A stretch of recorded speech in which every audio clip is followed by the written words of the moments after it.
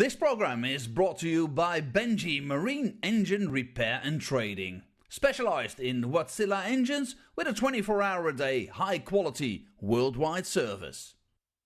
And by Hemeco Storage Systems, your one-stop storage system solution with over 100 years of experience. The 45th annual Win More Fleetwood Memorial Las Vegas Open will be held from January 19th till the 21st. Sin City welcomes you to come and play in the entertainment capital of the world. Both men's and women's champions will win places at the 2024 WDF World Championships. The Romanian Darts Festival is from January the 26th till January the 28th. Come join the party in Bucharest. Register to play by Wednesday the 24th of January. The Toto Dutch Open Darts is held from February 1st till February 4th. Registration is open until January the 16th. The Toto Dutch Open Darts is by far the largest darts party in the world that you should not miss. And the men's and women's champions go to the Lakeside in December 2024. The Swiss Open and Helvetia Open tournaments are held from May 31st till June the 2nd. One of the longest running tournaments in Europe invites you to join them in the most beautiful surroundings you'll find in Europe. The Swedish Open and Masters is held from August 16th till 18th. A popular tournament for many of Europe's best aerosmiths. For more information on each of these tournaments, go to the link in the description.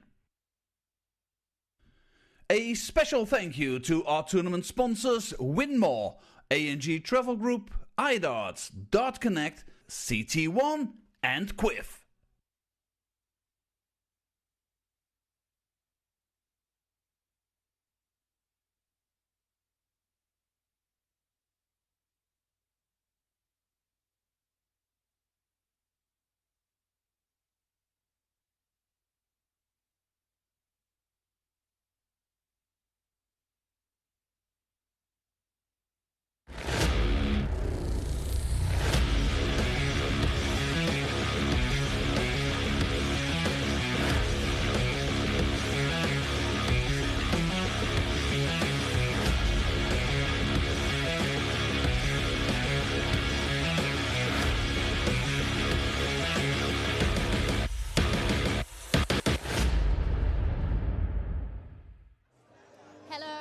Welcome to a very noisy Lakeside for semi-finals night of the CT1 WDF World Darts Championships. I'm Joanne here and I'm joined here by Scott Mitchell. We've got a full house, full energy Saturday night semi-final session. It's always one of the most high energy sessions of these World Championships, isn't it, Scott? Yeah, it is. Saturday evening one's always special. And tonight looks to be no exception. We really are around to the rafters. It's really warm in here already, and it's going to be nice and warm up there on the stage for the players. Indeed, we've got world number one and a former world champion, Jelle Klaassen, up this evening, and I'm happy to have former world champion Scott Mitchell joining me for some expert analysis. Let's have a quick recap of this afternoon's semi-final session. We started with the boys. Semi-finals for the Boys World Championships. So Bradley van der Velden ran away with that one. And then it was the women's. Eileen de Graaf taking that win over Lisa Ashton. Did that surprise you, that result earlier? Yeah, it kind of did, but we knew that Lisa wasn't coming in the best of form, so maybe we shouldn't have been so surprised. And Eileen, to be fair, you know, she did what she needed to do and got herself to her first final. And then, of course, world number one, Andy Bartons, did what he needed to do against Dennis Nielsen. Started off a bit slow, a little bit shaky, even Stevens, and then Andy just produced when it mattered. Yeah, he was clinical on the big moments, and he broke Dennis's heart, really, as the game went on, and by the end, it was all about Andy. Well, we have a great semi-final session to look forward to this evening, so let's run you through what we have coming up. As mentioned, we have the boys semi-final second set. It will be Andras Borbeli. He is the world number one from Hungary, and he goes up against Ireland's Adam D. Then the women's semi-final, Also world number 1 in her own right, Bo Greaves, bow and arrow, going up against Wales's Rhiannon O'Sullivan. That's set to be a great match there. And then we have an all-Dutch semi-final, Chris Landman against Jelle Klaassen. So a former world champion there, Jelle Klaassen, trying to see if he can make it happen again against his fellow Dutchman, Chris Landman. Let's have a little chat about the boys' semi-finals that we've got coming up next. We saw Bradley van der Velden do a great job this earlier today. He is 15 years old, but now we have 2 18-year-olds, one of whom, Andras Borbelli, is world number 1. Tell us what you know about Andras and just how good this 18-year-old is. Well, he's not world number 1 for no reason. It's got a great contingent and a following with him here. He's got 5 or 6 Hungarians. It looks like they've all come dressed in the right gear. He really is the real deal, and they think a lot of him in Hungary. And I'm telling you, it's great for the sport in Hungary that he's here as number 1 and in a semi-final. Yeah, he's won upwards of a dozen titles. He even won a senior WDF title in the Budapest Open, so he's really one to watch for the future. But Adam D, he's going to have the crowd behind him tonight, isn't he? Representing Ireland, so that is also something that the world number 1 will have to deal with. Well, he's the most local us English have got in this tournament, in this boys' tournament. You know, he's one of those that he can finish and he can score. You know, I've heard about Adam D. He's going to be a tough cookie to crack, but look, we're looking for a great semi-final. That's all we're looking for. We want a tight, good semi-final. We want the boys not to be nervous. We want them to go out there, enjoy the experience, and then hopefully we'll see their best games.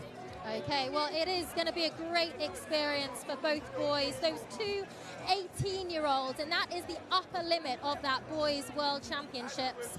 And of course, they will go up in the final, whoever wins, against 15-year-old Bradley van der Velden tomorrow. Well, we are just about ready to head to the stage for some action. We're going to send you over to your Master of Ceremonies, Mr. Anthony Dundas. Ladies and gentlemen, it is semi-finals day here at the 2023 CT1 WDF Lakeside World Championship. This is the home of World Darts. This is Lakeside!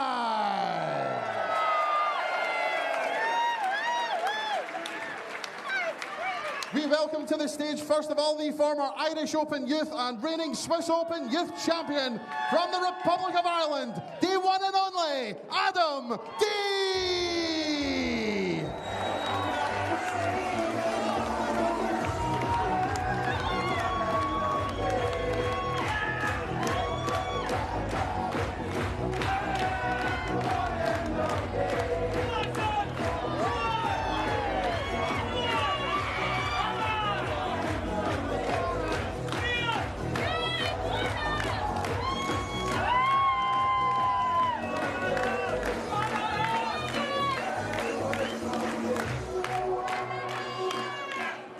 We now welcome to the stage the Slovak Masters and Slovak Open Youth Champion, the WDF Boys World number 1 from Hungary, Andras Borbelli!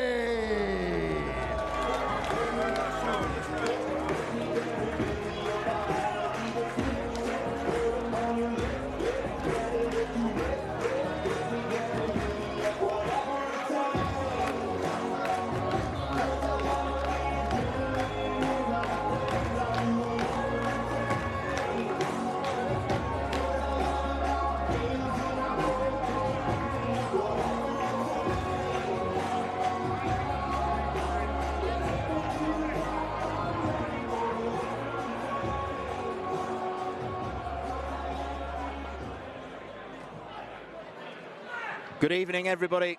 Welcome back to Lakeside, where semi-final Saturday has not failed to deliver. Saw 3 excellent matches early on. We have got 3 finalists in the bag: Bradley van der Velden, Eileen de Graaf and Andy Bartons. One of these 18-year-olds is looking to become the boys' champion this year, and the man throwing in your picture now, Andras Borbelli. We can probably describe him as the Andy Bartons of the WDF youth system. He's picked up 7 titles this year. He is rated at number 1 and by a country mile as well in terms of his ranking points. But Adam D, the young man from the Republic of Ireland, is a title winner himself on the youth tour, and in the only meeting they've had together, he's taken the victory. It is a big occasion for these teenagers who are comparative veterans at 18 years old compared to the 15-year-old school kids we saw on stage at the start of the evening. A huge night is in prospect, not just for them, but for everyone here. I'm delighted to have Scott Mitchell alongside me for what should be another unbelievable session of darts. It certainly is, and when you look at this one as well, you think how this is starting the evening off.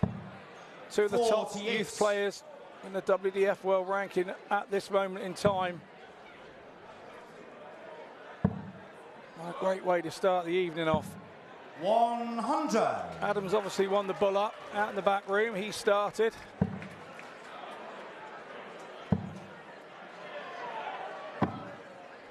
$120. Millimetres away from a 180. I thought that point was touching the red bit for a minute then. In the commentary box, we both leaned forward towards the screen at the same time then to get a closer look. Yeah, it's safe to say that even though these are, in darting terms, two infants, they've got more experience than Matt Theobald and Bradley van der Velden, who we saw. They're more highly rated in terms of the ranking system, so we perhaps should expect a higher quality game, particularly where this young man is concerned. I mentioned Andy Barton's of the WDF youth system. He's got a Wesley Plousier style shirt where it's surname and then first name. Maybe we're missing some out here. Maybe my next one needs to be Mitchell Scott on the back. Not to be confused with my dear friend Mitchell Clegg, who's out in Australia. 95. It is Andras who's made the better start. Hungary, the only nation to be represented in all four of the tournaments we've run this week, in the men's, women's, boys and girls. We'll see Christina Tarai in action against Aurora Focasato, but this is for an early break of throw. He's looked very comfortable on the stage already. He could be set for a 15-darter. 55. Not a terrible miss. He's in double 16. Is he going to get back? That's the question. Will he stay there, or is he coming out to 16, Adam D? Yes, he is. Double top. 56. To be on this occasion. 32. So this is for a break of throw. Not showing them. No, not at all. He has quite an entourage I saw at the hotel this morning. And all in their 60. Hungarian dress, and obviously Team Hungary, and Hungary as a darting nation is leaping forward 81. and emerging with players now. They're a fairly sort of young nation of dart players, and sort of new to the WDF in relative terms to most of the other countries, but they're coming in and really putting players on the map, and they're putting Hungarian darts on the map. 43. Yeah, they certainly are, particularly in the WDF system. We see plenty of good tournaments staged, particularly in Budapest, and has been big representation. So Veronica Ihas on the walk-on, wishing Andras the best of luck. 80. And I think he got a bit of luck with that first start. What you'd call a very early release. 57. D1 and only, which explains the remixed Chesney Hawkes walk-on song. 60.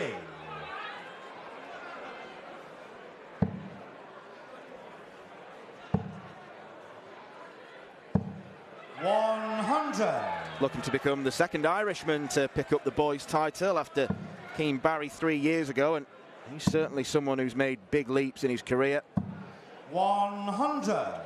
Yeah, he most certainly has, and took the PDC by storm when he got his card. Yeah, he qualified for this year's European Championship, which is absolutely no mean feat when you're not a seeded player.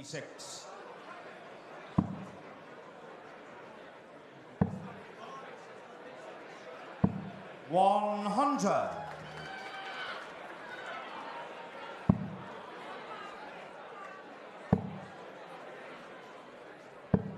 59.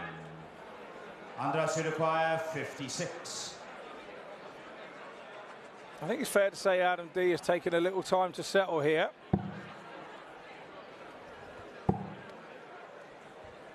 Tops for Borbelly. 40.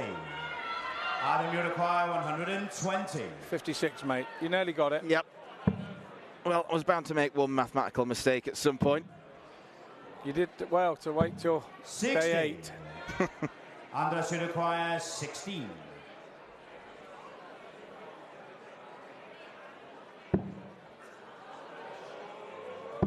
In shot to the second. Double 8 for Andras Borbelly. Third leg, Adam to throw first.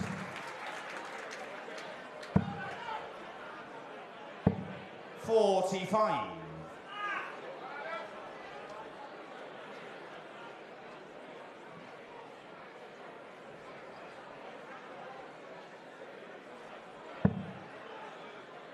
Over 1,000 people packed inside this wonderful venue tonight. 22. A dead sellout.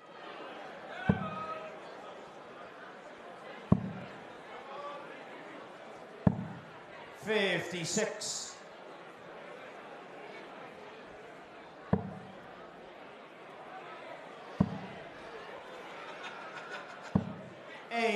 Adam D needs to find a treble here. He's got to start finding his range here, not stop overthinking. That's better, young man. 100.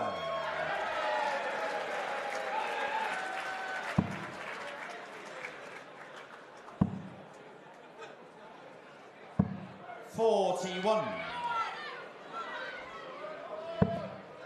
Andras a bit wayward in this third leg. 85. Just like this afternoon, we will go to a break after one set.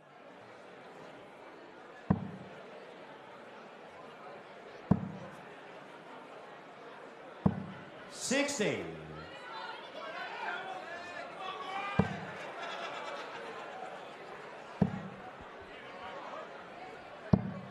$59.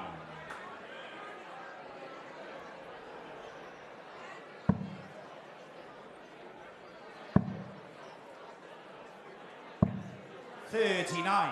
Adam, you require 156. Outside chance of a finish for Adam D, but just needs to keep his focus on staying straight, setting up. 100.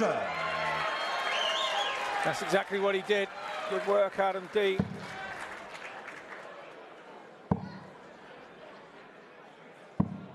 $41. Adam, you require 56.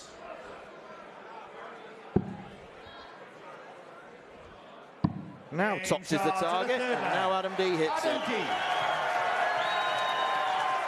Fourth leg is Andras to throw first. I think that's what we call a leg off as far as Andras Borbelly is concerned. Do you reckon he's related? I do. Yeah, looks like the family table. 100. I did see an Irish flag on the walk-on, so sure there is a big D contingent. I believe at Killarney he turned over James Hurrell in one of the comps, I believe, Adam D. I may be mistaken, but I remember reading that somewhere. 40. Yeah, that's the real learning ground for these lads. It's playing with men and playing with experienced men as well. I think it was the Killarney Festival of Darts.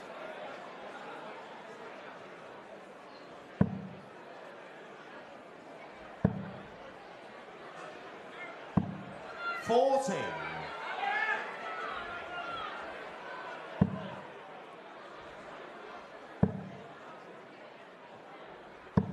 $60.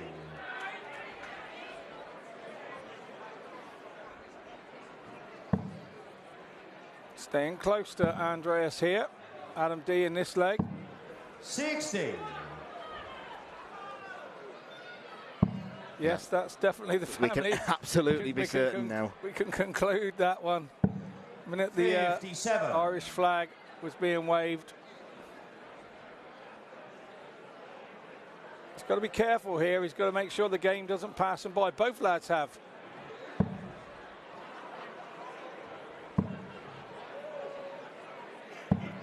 83.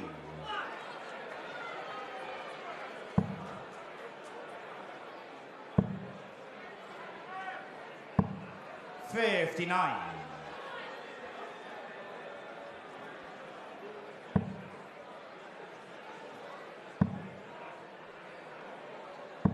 60. Started well, did Borbelli, but he's slipped a bit since.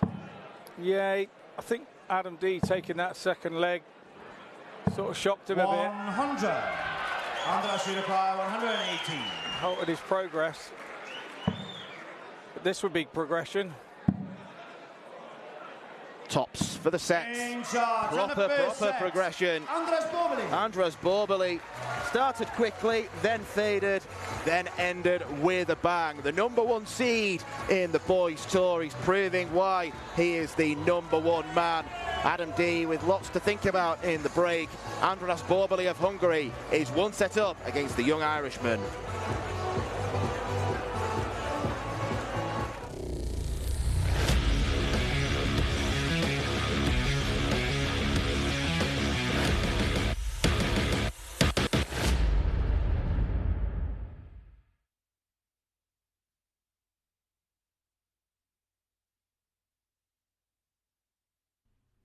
This program is brought to you by Benji Marine Engine Repair and Trading, specialized in Wärtsilä engines with a 24-hour-a-day, high-quality, worldwide service. And by Hemeco Storage Systems, your one-stop storage system solution with over 100 years of experience. The 45th annual Win More Fleetwood Memorial Las Vegas Open will be held from January 19th till the 21st. Sin City welcomes you to come and play in the entertainment capital of the world. Both men's and women's champions will win places at the 2024 WDF World Championships. The Romanian Darts Festival is from January the 26th till January the 28th. Come join the party in Bucharest. Register to play by Wednesday the 24th of January. The Toto Dutch Open Darts is held from February 1st till February 4th. Registration is open until January the 16th. The Toto Dutch Open Darts is by far the largest darts party in the world that you should not miss. And the men's and women's champions go to the Lakeside in December 2024. The Swiss Open and Helvetia Open tournaments are held from May 31st till June the 2nd. One of the longest running tournaments in Europe invites you to join them in the most beautiful surroundings you'll find in Europe. The Swedish Open and Masters is held from August 16th till 18th. A popular tournament for many of Europe's best aerosmiths. For more information on each of these tournaments, go to the link in the description. A special thank you to our tournament sponsors Win More, A&G Travel Group, iDarts, Dart Connect, CT1 and Quiff. Welcome back to Lakeside. We're having a lot of fun down here on a Saturday night, aren't we? Well, it is 1-0. Andras Borbeli, the world #1 boys, is leading over Ireland's Adam D. Well, Andras, he came out of the gates fast, as they say, even though he didn't have the darts. And Adam gave him a little run for his money towards the end, but it's all about the world #1 so far, isn't it? Yeah, it is. He seemed to settle early. Although Adam won the bull up and had the darts, he stole the darts straight away from Adam, and that was a good thing for him. Then he held his own throw comfortably. Then Adam held his throw, which was, you know, he'd settled into the game by then, and then what a lovely 118 to take the set. Dream shot for any of us to take the first set, a nice 118. He'll go back into there feeling really good about himself. What can Adam do now? Because we know that Andras is the favourite here. Adam obviously did take that one leg. You know, there's something in him. He's got the crowd behind him. We've seen his family in the audience. What does Adam need to do now?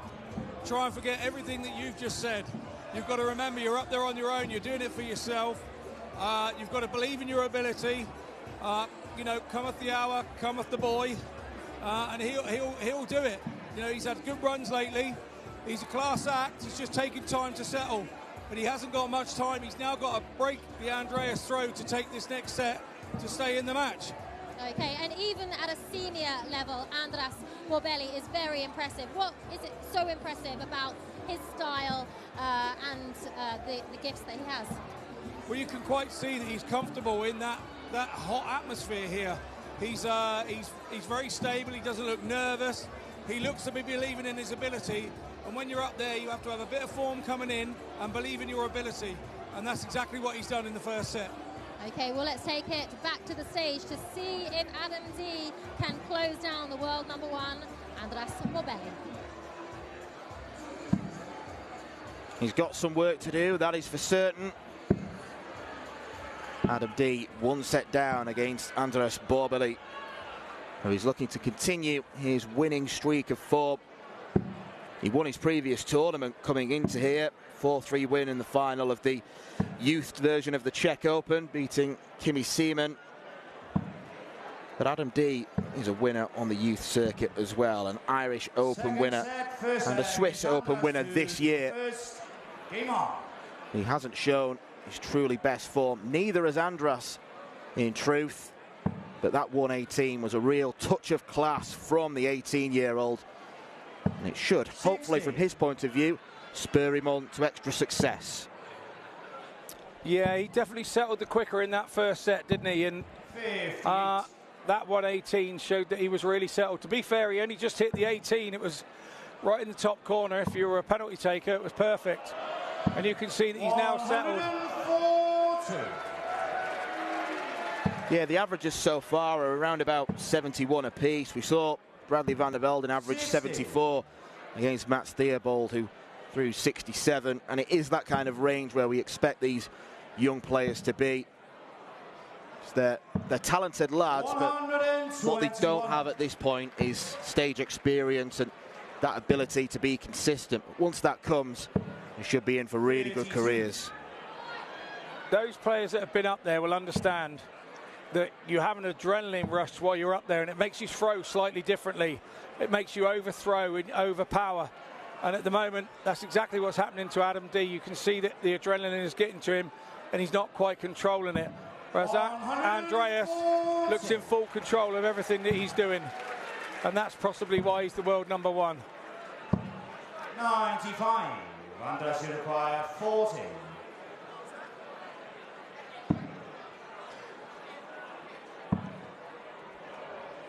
They weren't good darts. 30.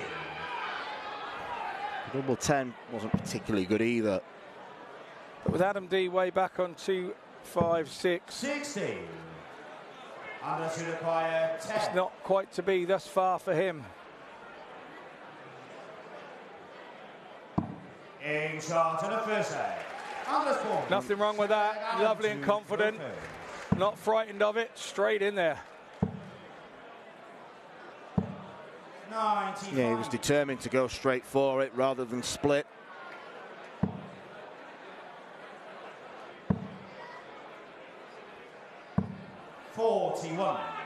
That shows what a good opening throw that was from Adam D. Andreas didn't get there with him. 120. A bounce out away from a very first big stage maximum.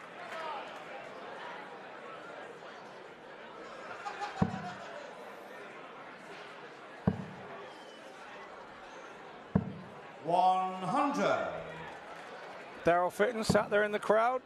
Helen Chamberlain just behind him, former Soccer AM presenter. 84. She loves the darts, does Helen. I've heard she's a pretty handy player herself. Yeah, she played in a Monday Night League or something, a ladies' league, and yeah, she loves the game. She absolutely loves the game. 58. When it's here, she's always a regular here. See her in the crowd. She was here on Tuesday, I think, as well. 119. Adam Mirabal, 144.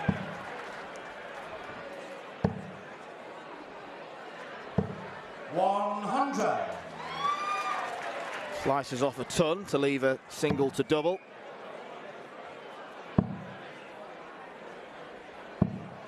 115. A good couple of visits from Borbely have put him under pressure. He decides to go 16 for double 14. 30. It's always the danger. Unless you require 81. Yeah, big time, and now he's given Borbely a really good chance to at least get a dart at the ball, but he hasn't done that. He hasn't stayed straight, so all he could do is set 41. that up. Adam, you require 14. Straight at it, our kid, straight at it, and that's exactly what he's done. 10. He's gone inside. Can't believe what's happening. Unless you require 40. Those visits of 119 and 115 maybe got into Adam's head.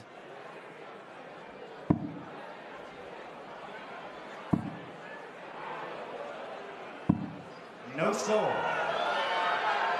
Adam, you require 4. None of those were close to the top's target. The first two weren't good markers. Shuffles across. Finally gets it. Can lose his composure then. Yeah, that was a difficult dart. That could have made him start to think, oh, you know, it's not my day. I'm not having any luck here. But he didn't. Slotted the third dart lovely, and the second dart being in round the light didn't bother him one bit. 60. Garen Roderick calling the scores. 43. Combining his duties of refereeing with picking up takeaways this week. He and Charlie Corstefine have done a sterling job where that's concerned. 100. Yeah, they're the head chefs this week. And he joined me in the comms box for a few games as well. 60. Man of many talents is our Garen. He is.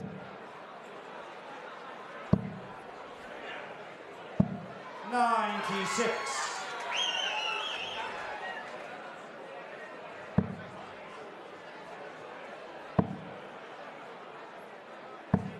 100.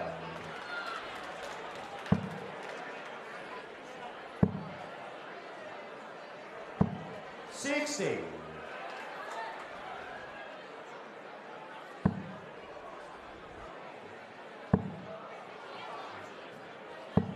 100. Adam's doing a little bit of stretching in the background and to loosen up those muscles. 60. And that's an opportunity missed. 140.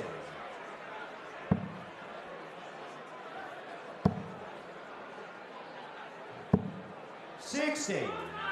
Adam, you require 125.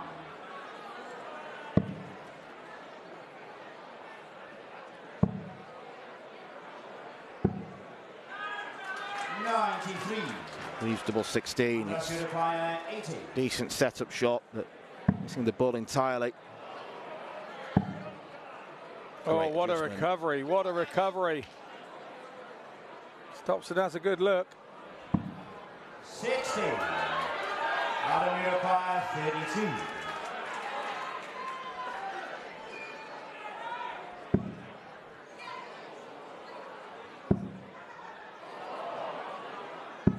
He's back in this. He's ahead in the set. He breaks the throw. And we could be going all the way. How much does it mean to the family? Look at him 60. jumping up and down. That's adrenaline, that is. That's adrenaline. Overthrown, overpitched. He's going to have to get control of that. 140. It's a giant opportunity for all four players in this boys tournament. A chance to win a big stage title when they've barely thrown senior darts. Could set them up well for the future. Could open doors to new sponsors and really make careers for them. Gives everything away. We're getting all faces here from Adam D. And we're getting totally the opposite from Andras. He's just doing nothing, giving nothing away. 140. Very old stone face, like I could say. Yeah, it's as if Adam D is trying to pull as many iPhone emoji faces as possible. We've had the tongue out. We've had the gritted teeth. That was a good visit. Good treble with the last visit, 60. and that put Borbelly under pressure.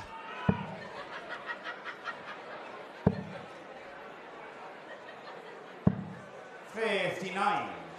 Andras to require 120.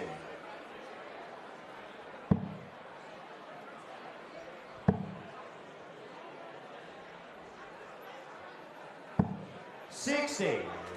Adam, you require 120. We were down the pub, we'd be saying, good six, mate, good six. Treble here. Not to be, he'll stay there. 54. Andras to require 60.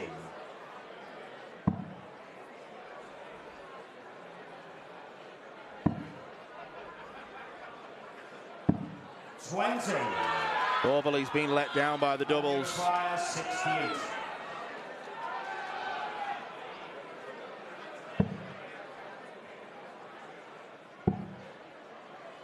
Double 16 for the set.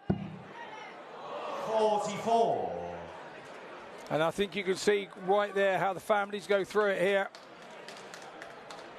Andras to require 40. It's all calm and collected from Andras.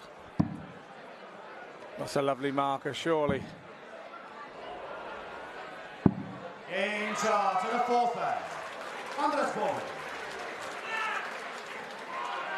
How quickly this sport can turn around. Game on.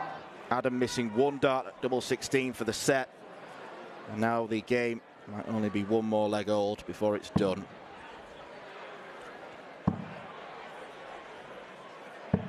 $60.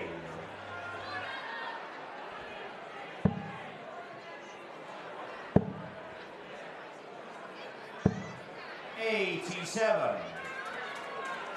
Again, way away from the target on the treble 19. 40.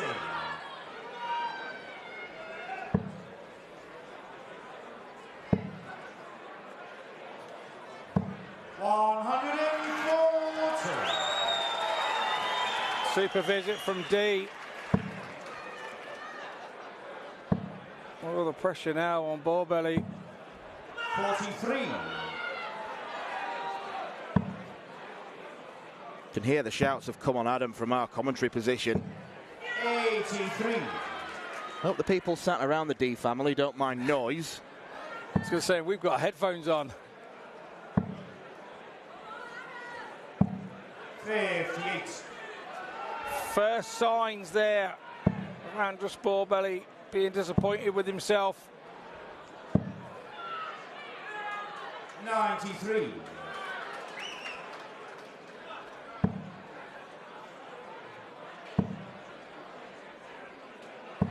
$60. Adam, you require 98. Chooses to split, wants double 16 and he gets it. And the game is levelled up.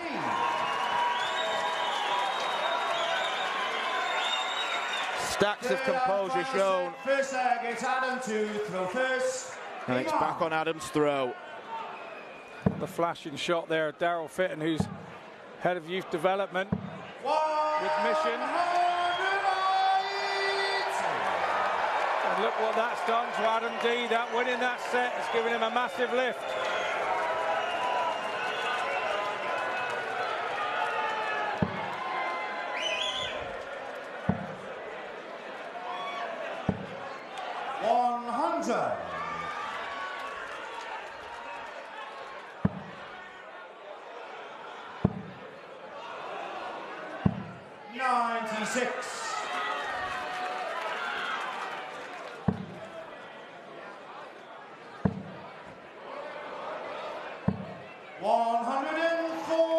Good response there from Borbelly.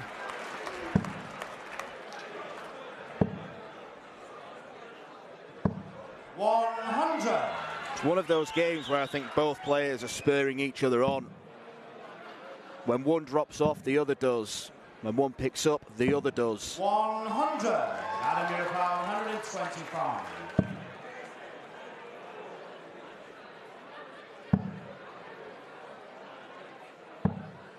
$45. Andres Mirapow, 161. Anything like a ton here will pressure Adam D's 80. And he started the leg so well with a 180. 80. Some of the Hungarian fans there. Tops for D. Oh, he's dragged that. Andres Mirapow, 116.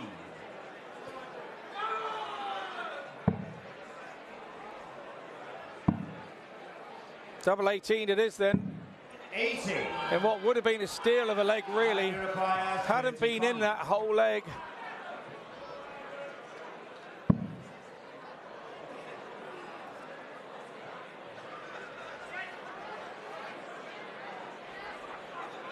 Let's go and one for double 14, I thought. No. This is what happens 19. when you have to make a decision before you go to the board and throw. Maybe should have stepped back then.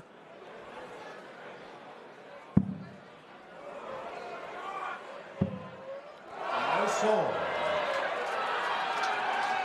There's the pressure showing. 16.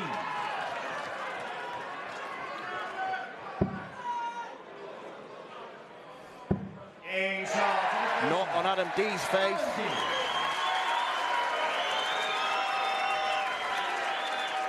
Probably feeling the pressure and the heat up there. Throw first.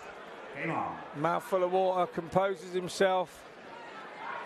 Asked how it happened. He had 3 darts at the double. You won't remember how many Adam D had. You don't when you're a player up 60. there.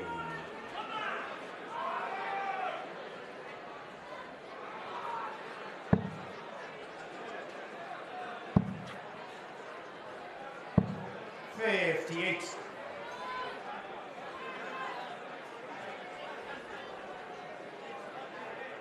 Andras Borbely looks absolutely rattled here. 100. And that's a good response to whatever upset him. 100.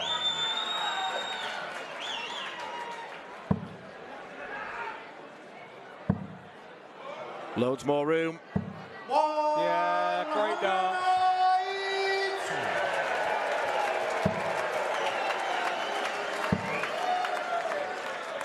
Real touch of class from Andras Borbely. 85. Andres Mirapow, 161. Puts him right back in the set. There's no two ways about that. 28.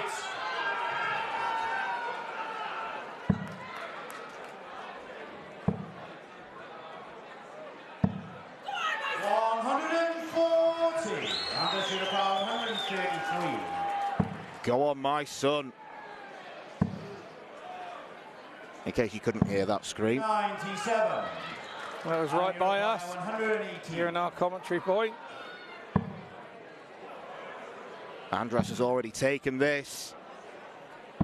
And Adam joins the club.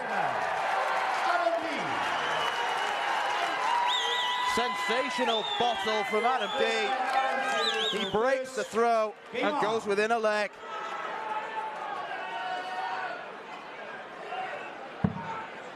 He took his time to get going, but get going he has. 60.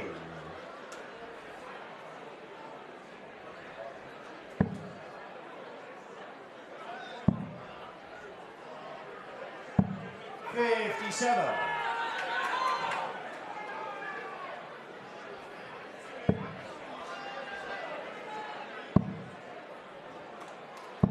$96. We're coming to the stages where you have to keep your head while all others around you are losing theirs.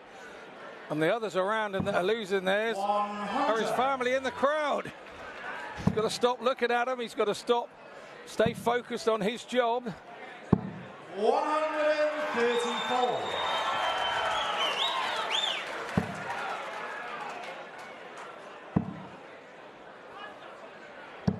85. He is in the box seat. But he doesn't want to be taking chances with treble-less visits.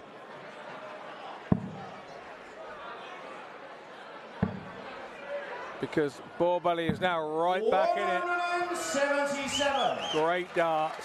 Absolutely great darts under pressure. He's 2-0 down in this set. That's special.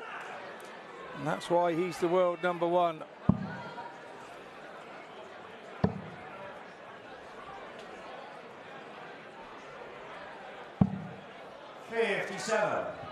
Andres Uruguaya, 82. Ball for double 16. He's not out of this yet. That is class. Absolute class. He's 2-0 down. He's staring defeat in the face. And what a lovely two-dart outshot that was. Surely that's going to give him confidence going into this leg. Surely that's going to give him momentum and belief. 40.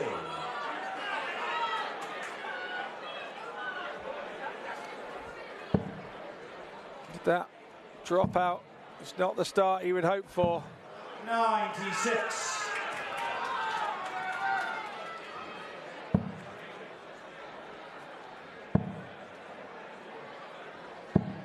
58.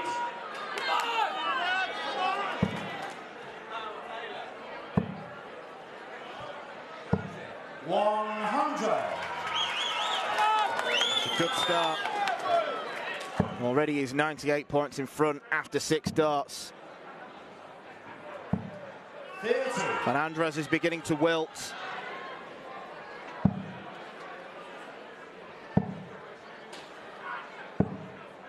$76.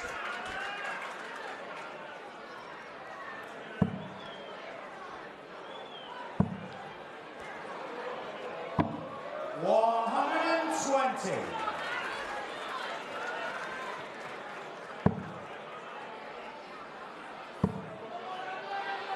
Switches to the 19s. 97. Gets to a finish.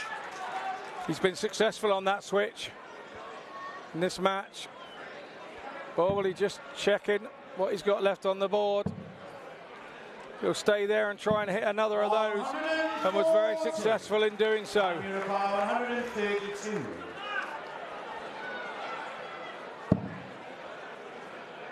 17. 56.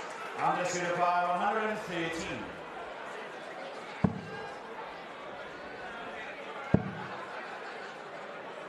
Adam D is going to come back and get a chance to win this game. Adam Uruguay, 76. Treble 20 will start. 2 darts at double 8. And Adam D is a winner. He is in the final of the Boys' Championship. And the family are absolutely ecstatic. The #1 seed has been knocked out by this impressive youngster from the Republic of Ireland. He looked completely nerveless in the last set. It was a slow start, but that will build up so much confidence for him. A surprise result perhaps, but Adam D it is who prevails. He's beaten Andres Borbelly 2-1.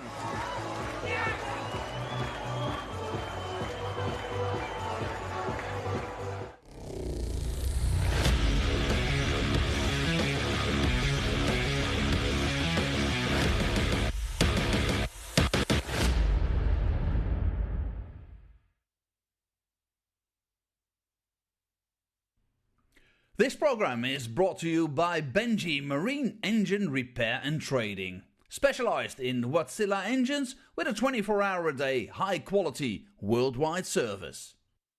And by Hemeco Storage Systems, your one-stop storage system solution with over 100 years of experience. The 45th annual Win More Fleetwood Memorial Las Vegas Open will be held from January 19th till the 21st. Sin City welcomes you to come and play in the entertainment capital of the world. Both men's and women's champions will win places at the 2024 WDF World Championships. The Romanian Darts Festival is from January the 26th till January the 28th. Come join the party in Bucharest. Register to play by Wednesday the 24th of January. The Toto Dutch Open Darts is held from February 1st till February 4th. Registration is open until January the 16th. The Toto Dutch Open Darts is by far the largest darts party in the world that you should not miss. And the men's and women's champions go to the Lakeside in December 2024. The Swiss Open and Helvetia Open tournaments are held from May 31st till June the 2nd. One of the longest running tournaments in Europe invites you to join them in the most beautiful surroundings you'll find in Europe. The Swedish Open and Masters is held from August 16th till 18th. A popular tournament for many of Europe's best aerosmiths. For more information on each of these tournaments, go to the link in the description. A special thank you to our tournament sponsors Winmore, A&G Travel Group, iDarts, Dart Connect, CT1 and Quiff. Welcome back to the CT1 WDF World Championships, where Ireland's Adam D has just dismantled the world #1 Andras Borbeli to take his place in the Boys World Championships finals tomorrow. What a thrilling match that was. I mean, a comeback from Adam D that not many people expected, apart from his family over here, perhaps. How did he do it?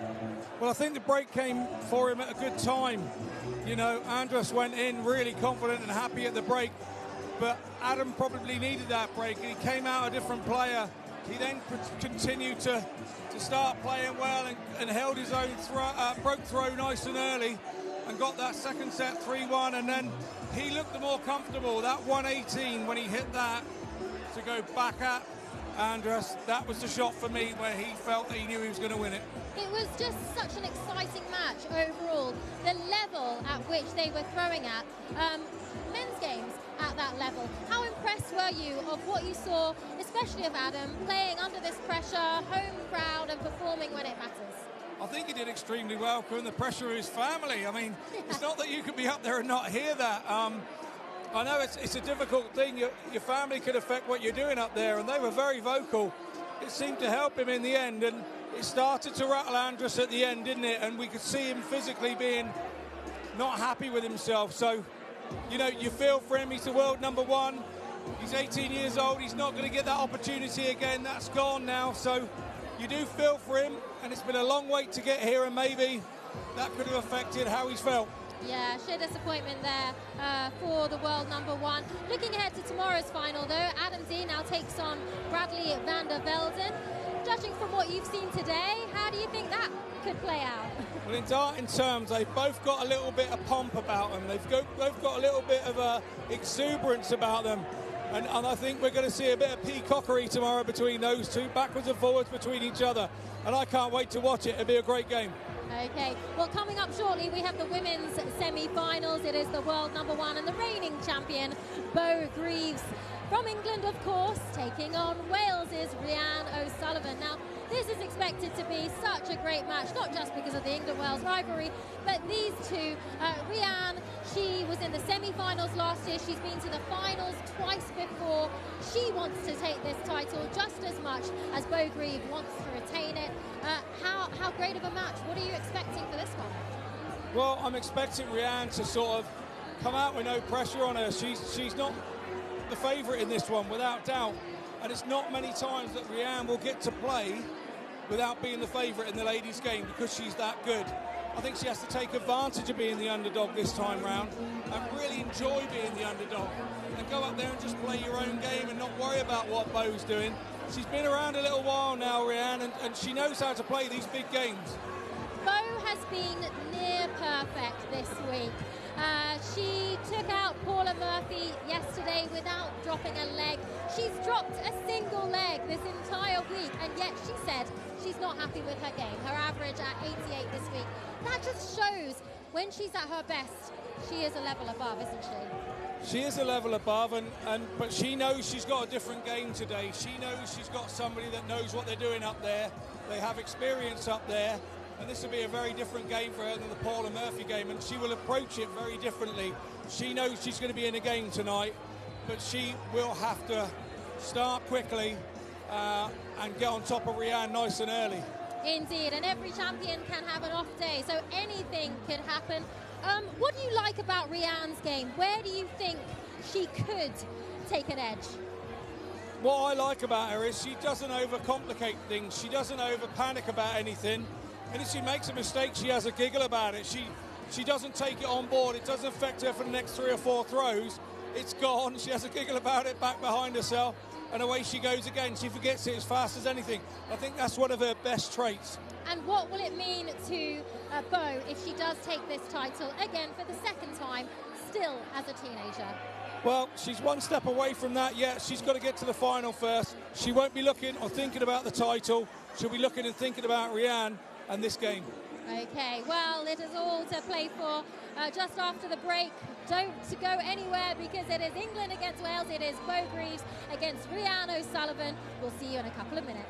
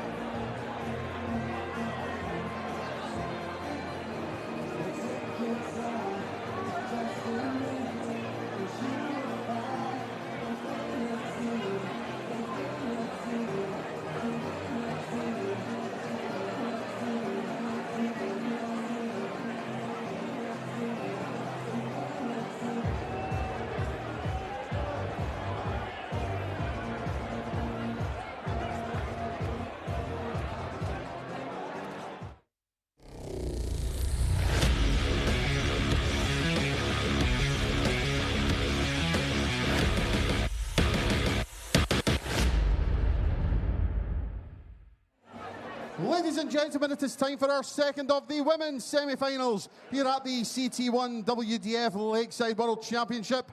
And we welcome to the stage, first of all, twice a Lakeside World Championship finalist, the reigning Denmark Masters and Swiss Open champion from Wales, Rianne O'Sullivan!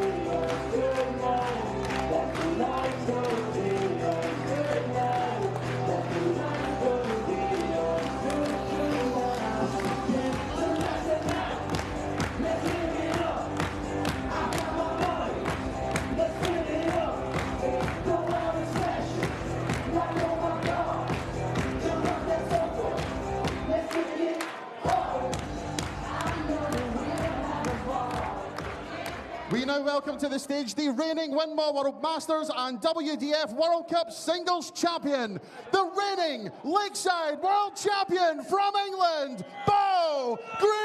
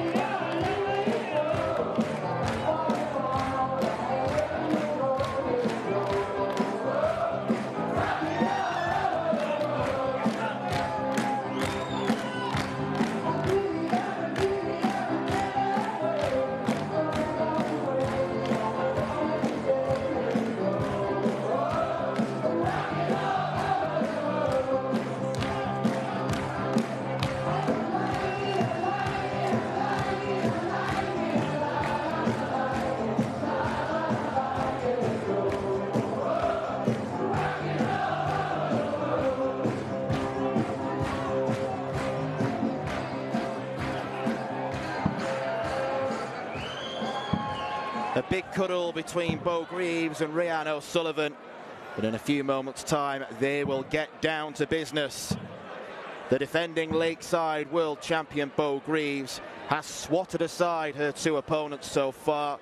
Lorraine Hyde only took one leg against the brilliant woman from Doncaster, and then American Paula Murphy went off stage having not even got a shot at a double. Rhian O'Sullivan made light work of Suzanne Smith, and then it was a 2-0 win against Dita Hedman in the quarter-final, put under a little bit of pressure in the second set. But she has been the second strongest female performer in this tournament so far. A couple of 88 averages for Bo Greaves. Rhian got 85 against Suzanne. And then it was an 80 average against Dita Hedman. Thank you, ladies and gentlemen. First set, and it's almost a shame, really, that this is only a semi-final, because it does have the feeling of a potential final clash with the great way that Rhian is playing right now. 140. Yeah, it sure does. It's one of those games. 81. Rhian is a real tough, dogged character on the dartboard, and she's fun away from the board. 140. And I know that Bo Greaves is going to approach this as a totally different game, because she knows exactly what Rhian has in the locker. Well, the head-to-head record is as follows. They've played each other 14 times. Rhian won the very first meeting.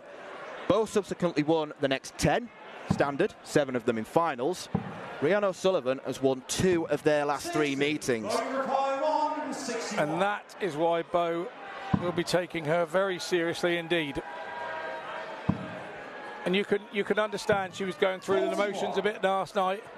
Paula Murphy really struggled with the situation, but 66. She'll go home happy. This is early doors here, where they're both, a little bit nervous.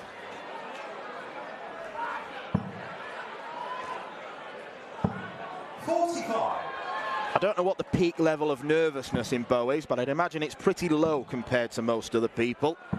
100. Bo requires She just loves playing darts. That's what Bo does. She just loves playing darts. He's a chilled out character who has won the first leg on double 6. Second leg, it's ready to throw first. Game on. I do believe, though, of all the competitors in the women's field, Rhian O'Sullivan is the one out of everyone who has the least reason to fear Bo, because of those recent victories, and of course because of her own ability, which she's shown lots of in this tournament.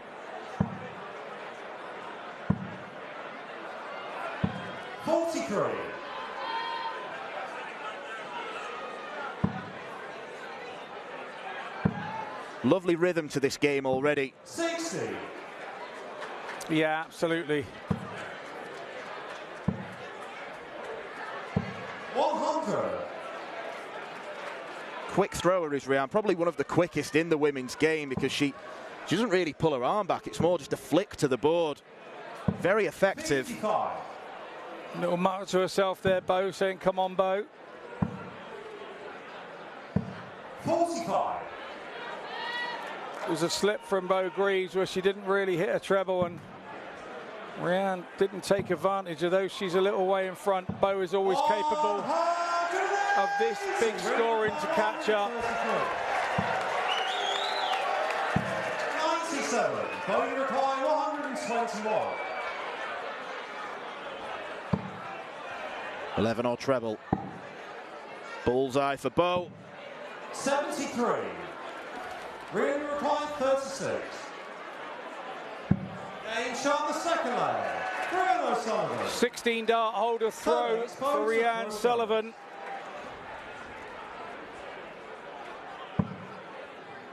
Sullivan is just 60. stamping her feet in and saying, look, I'm going to hold my own throws and I'm going to try and challenge yours. Impressive start from both here. She's been playing high-level darts, Rhian, for a long time now. A two-time runner-up, losing to your good pal Trina Gulliver on both occasions in 2010 and 2011. 100. She's still winning titles, the reigning Denmark Masters champion, the Swiss Open champion. 140. But Bo's title haul would put an awful lot of darts players to shame. 60. Even at the slender age of 19. It's phenomenal, isn't it? Just phenomenal. A rare talent. 100. A generational talent. Yeah, definitely. 100. Bo requires 76.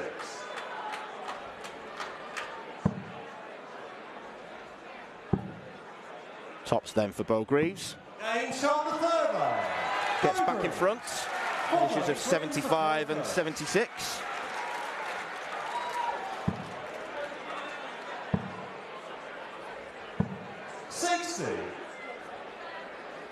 Now the pressure's on Rhian O'Sullivan to hold her throw to try and make the set go all 5. 140.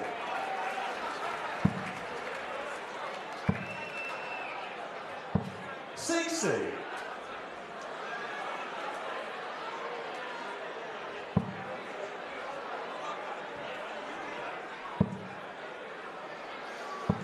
100. Just chuntering away to herself. It's how she gets through games. It's how she chastises herself and makes sure she stays right on concentration. 91.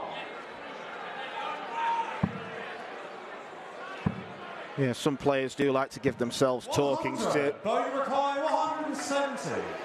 So here we go then. Not to be this time. 60.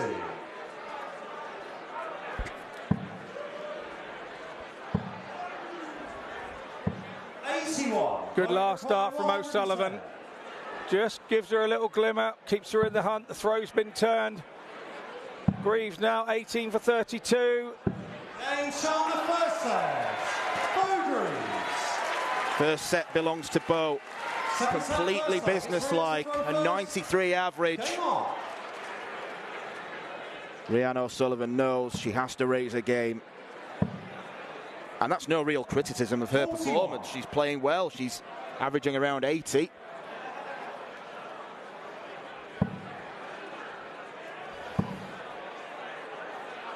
But this precocious teenager from Doncaster is almost immune to pressure.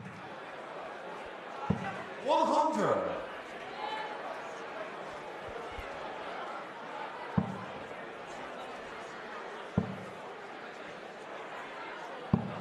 57.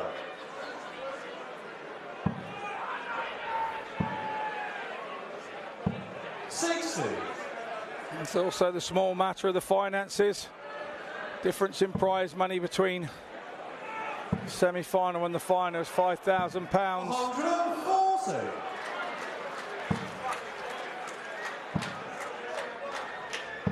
60. Bo requiring 164.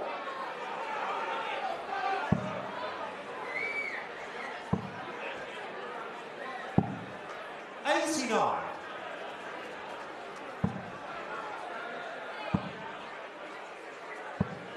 60. Bogey requires 75. Taken this out already.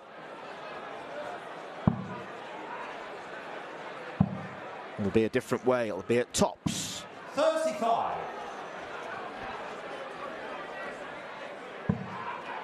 Sullivan's throw under threat here. 100. At the start of set 2.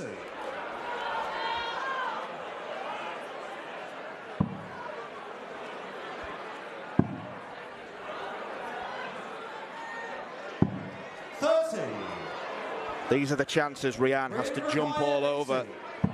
It's a rare miss from Bo. Great adjustment, double 11.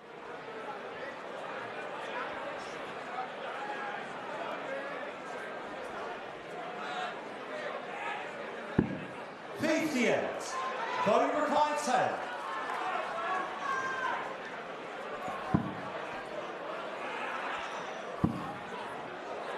On the wire. Game shot the first leg. Bogey. In the green bit. In. Second leg, it's Bogey to throw first. Game on. Break a throw to the current world champion. She's really setting her stall out here. 100. All the controversy before the tournament about has she chosen the right tournament to play in. 140. She answered all those questions absolutely brilliantly for me, saying she wanted to play in a women's world championship, not an open one. And here's to argue. 41. Now she's here. Looking very, very good in this semi-final.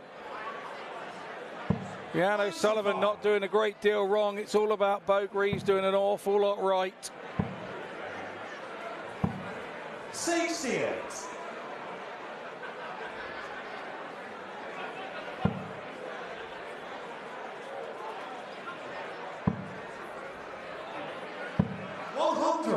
Best bit about Bo Greaves is we all think she's playing great every time she goes to the board. She always feels there's more in her to be even better, and that's the frightening thing for all of us. 94. Well, she's averaging right now 88, which is exactly what she got against Lorraine Hyde and Paula Murphy. 140. I'm in agreement. There's definitely more in the tank. Right now, she's just doing the job. Game shot the second leg. Bo Greaves. Winning the second leg of this second set. Third leg, it's round to throw first. Game on.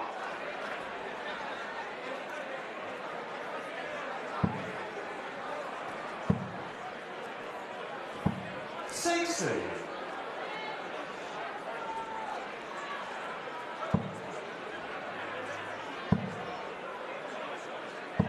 83.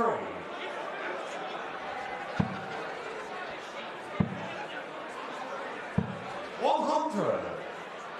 Such a rapid fire game, it's flying past.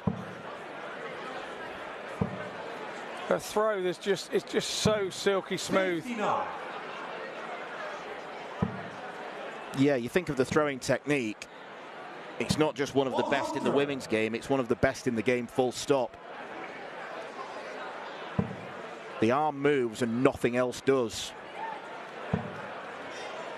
Well, maybe apart from her mouth when she's chastising herself. She's not, she's just telling herself to throw it properly.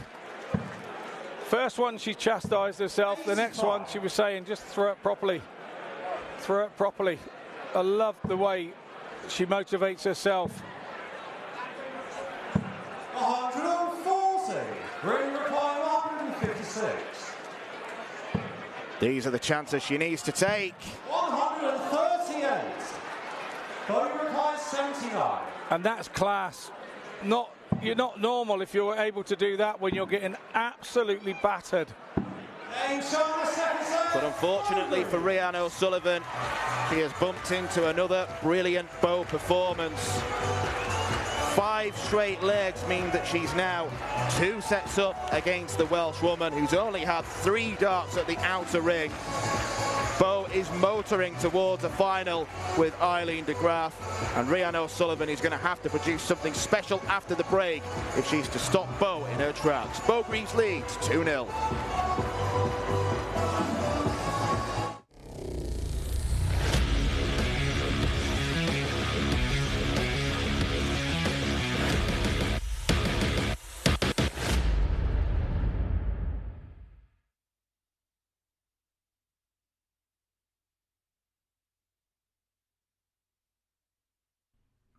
This program is brought to you by Benji Marine Engine Repair and Trading, specialized in Wärtsilä engines with a 24-hour-a-day, high-quality, worldwide service. And by Hemeco Storage Systems, your one-stop storage system solution with over 100 years of experience. The 45th annual Win More Fleetwood Memorial Las Vegas Open will be held from January 19th till the 21st. Sin City welcomes you to come and play in the entertainment capital of the world.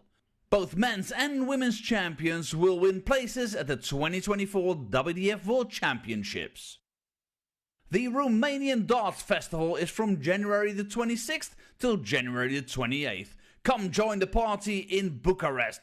Register to play by Wednesday the 24th of January. The Toto Dutch Open Darts is held from February 1st till February 4th. Registration is open until January the 16th. The Toto Dutch Open Darts is by far the largest darts party in the world that you should not miss. And the men's and women's champions go to the Lakeside in December 2024. The Swiss Open and Helvetia Open tournaments are held from May 31st till June the 2nd. One of the longest running tournaments in Europe invites you to join them in the most beautiful surroundings you'll find in Europe. The Swedish Open and Masters is held from August 16th till 18th. A popular tournament for many of Europe's best aerosmiths. For more information on each of these tournaments, go to the link in the description.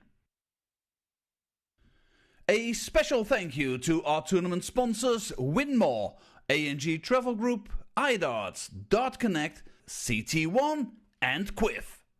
Welcome back to a loud Lakeside as women's favourite Bo Greaves looks like she is running away with this semi-final over Rhian O'Sullivan, but it's not a whitewash, is it? Because Rhian did take a leg, and that does leave a little opening of hope for Rhian to perhaps make some sort of a comeback. Give me your thoughts so far, what you've seen. Yeah, I mean, the first set, obviously Bo with the dart, she held her throw nicely. Rhian was still in that first set at 2-1, and then a big leg from Bo to take the set, and then from there on, Bo's grabbed a whole load of confidence, and she's now continued on. Her throw looks silky smooth. She doesn't look to be in any problems at all, and the only chances Rhian got then was that 1-5-6 last throw, and unfortunately for her, she was just inside the double 18. She showed her class then by even getting a dart at the double. So there's still a bit left in this, and I think Rhian needed to break more than Bo did, for sure. Indeed, and Rhian is still averaging around 80. It's great to see that Bo's dominance isn't setting Rhian off mentally. Rhian's still holding her own. She's not being put off or thrown off. She's still actually performing very, very well, isn't she? She is, and Rhian is an experienced performer. She is one of those that has just so much experience. These sorts of things don't faze her anymore. When she was playing Trina back in the day, you know, in those two finals she made, yeah, it probably did then, but she's seen a lot of darts, she's played a lot of games since then, and this type of thing doesn't faze her. She could get back into this, but she's going to have to do it very early and try and break Bo's throw, and to be honest, the way Bo's playing, I don't fancy trying to break her throw tonight. Indeed. Well, Bo is averaging around 88, which is how she's been playing all week. Do you think she'll be happy so far? We know she's her own toughest critic. She is her own toughest critic, and she looks at averages, but at the end of the day, winning's winning, and she knows it doesn't matter about the average. It's about getting through those rounds and getting back to that game that she wants, and that's the world final game. She wants that. She wants to be a world champion more than anything again, and that's why she's here. She chose to be here for that reason, she's halfway there. Okay, well, it's 2-0 to the reigning champion, Bo Greaves. Let's see if Rhiannon O'Sullivan can pull something back, or if Bo is going to pull her way into the final once again. Well, we have seen many historic and heroic Welsh performances in this championship in the past, thinking all the way back to the original run in 1978 with Leighton Rees. Richie Burnett and Mark Webster have been champions on this stage, but this might be the best performance of the lot if Rhiannon O'Sullivan can turn this 2-set deficit around. No question that she is playing some decent darts right now, but Bo Greaves is just a machine who doesn't seem to malfunction at any time. Yeah, Rhiannon O'Sullivan is the pride of Welsh ladies darts. There's no two ways about that. She leads the line for them in internationals, and being here in the semi-final once again is credit to her. She does have a tough task on her hands. I think I just spotted a little Richard in the crowd there. How could you tell it was him? Was he stood up in the same height as the table?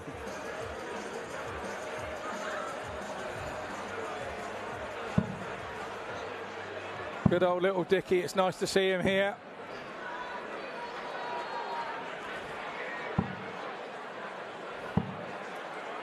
Once again, I think there may be a couple of issues with the scoreboard or the system where we enter the scores. Dart Connected is. Yeah, the guys won't worry about that. A nice extra bit of practice, because Third set, first leg. that's always nice. First. Game on. Another handshake exchange between the pair as Bo Greaves looks to do the job in the next 10-15 minutes. 81. They are good friends, and there's a massive mutual respect between the two of them for each other. 140.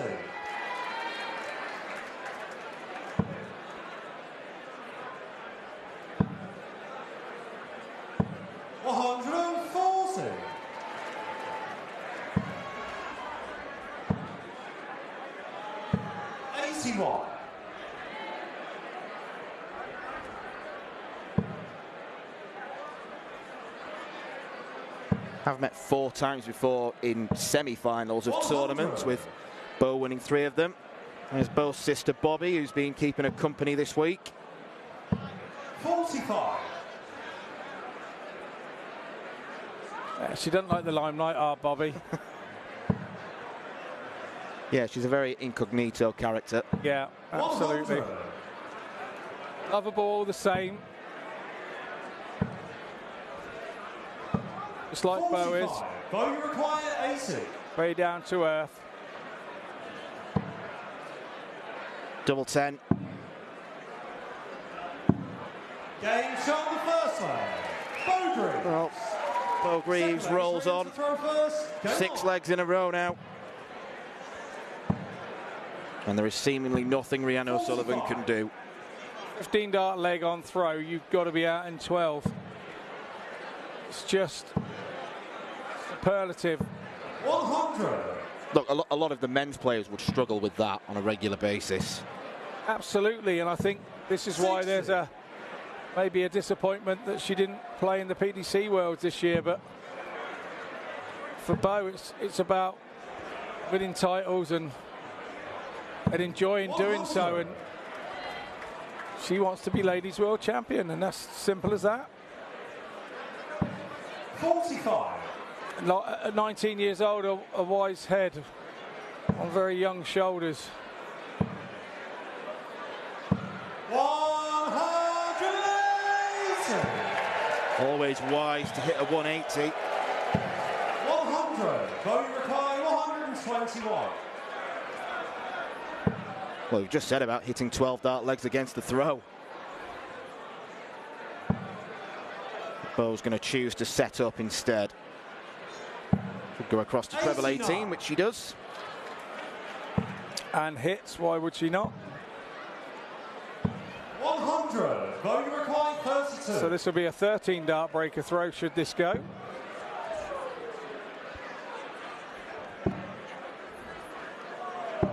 Aim shot the second leg. Just two 15s. Third leg exposed to throw first. Game on. Not bad, is it? No. Too many men that would be too disappointed with that here on that lakeside stage, I can tell you. 139. I wonder if Chris Landman and Yellow Clarkson are out the back saying we've got to follow this.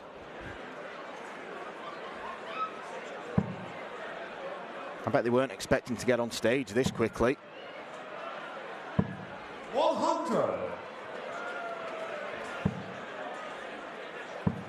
Flintstones are in from Bedrock. 85.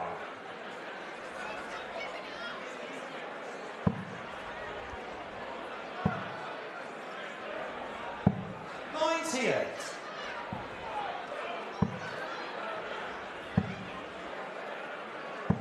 140. Bogey required 164.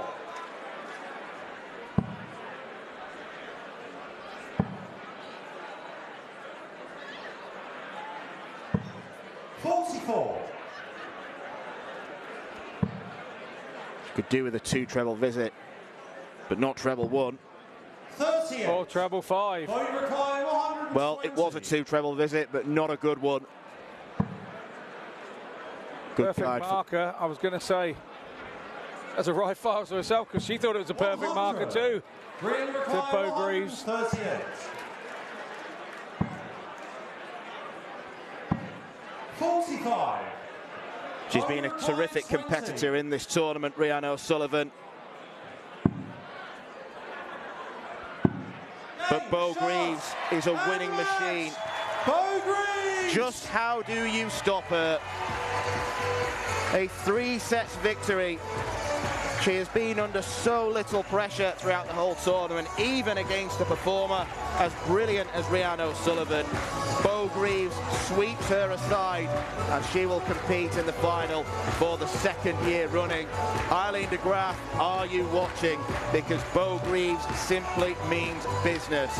A wonderful performance from the Doncaster teenager. She has beaten Welshwoman Rhiannon O'Sullivan by 3-0.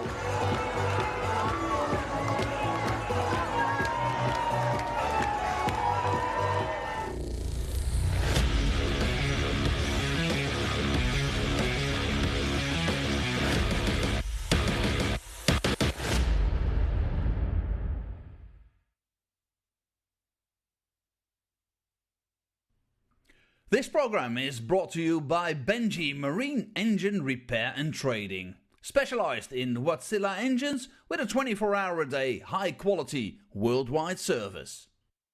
And by Hemeco Storage Systems, your one-stop storage system solution with over 100 years of experience. The 45th annual Win More Fleetwood Memorial Las Vegas Open will be held from January 19th till the 21st. Sin City welcomes you to come and play in the entertainment capital of the world. Both men's and women's champions will win places at the 2024 WDF World Championships. The Romanian Darts Festival is from January the 26th till January the 28th. Come join the party in Bucharest. Register to play by Wednesday the 24th of January. The Toto Dutch Open Darts is held from February 1st till February 4th. Registration is open until January the 16th. The Toto Dutch Open Darts is by far the largest darts party in the world that you should not miss. And the men's and women's champions go to the Lakeside in December 2024. The Swiss Open and Helvetia Open tournaments are held from May 31st till June the 2nd. One of the longest running tournaments in Europe invites you to join them in the most beautiful surroundings you'll find in Europe. The Swedish Open and Masters is held from August 16th till 18th. A popular tournament for many of Europe's best aerosmiths. For more information on each of these tournaments, go to the link in the description. A special thank you to our tournament sponsors Winmore, A&G Travel Group, iDarts, Dart Connect, CT1 and Quiff.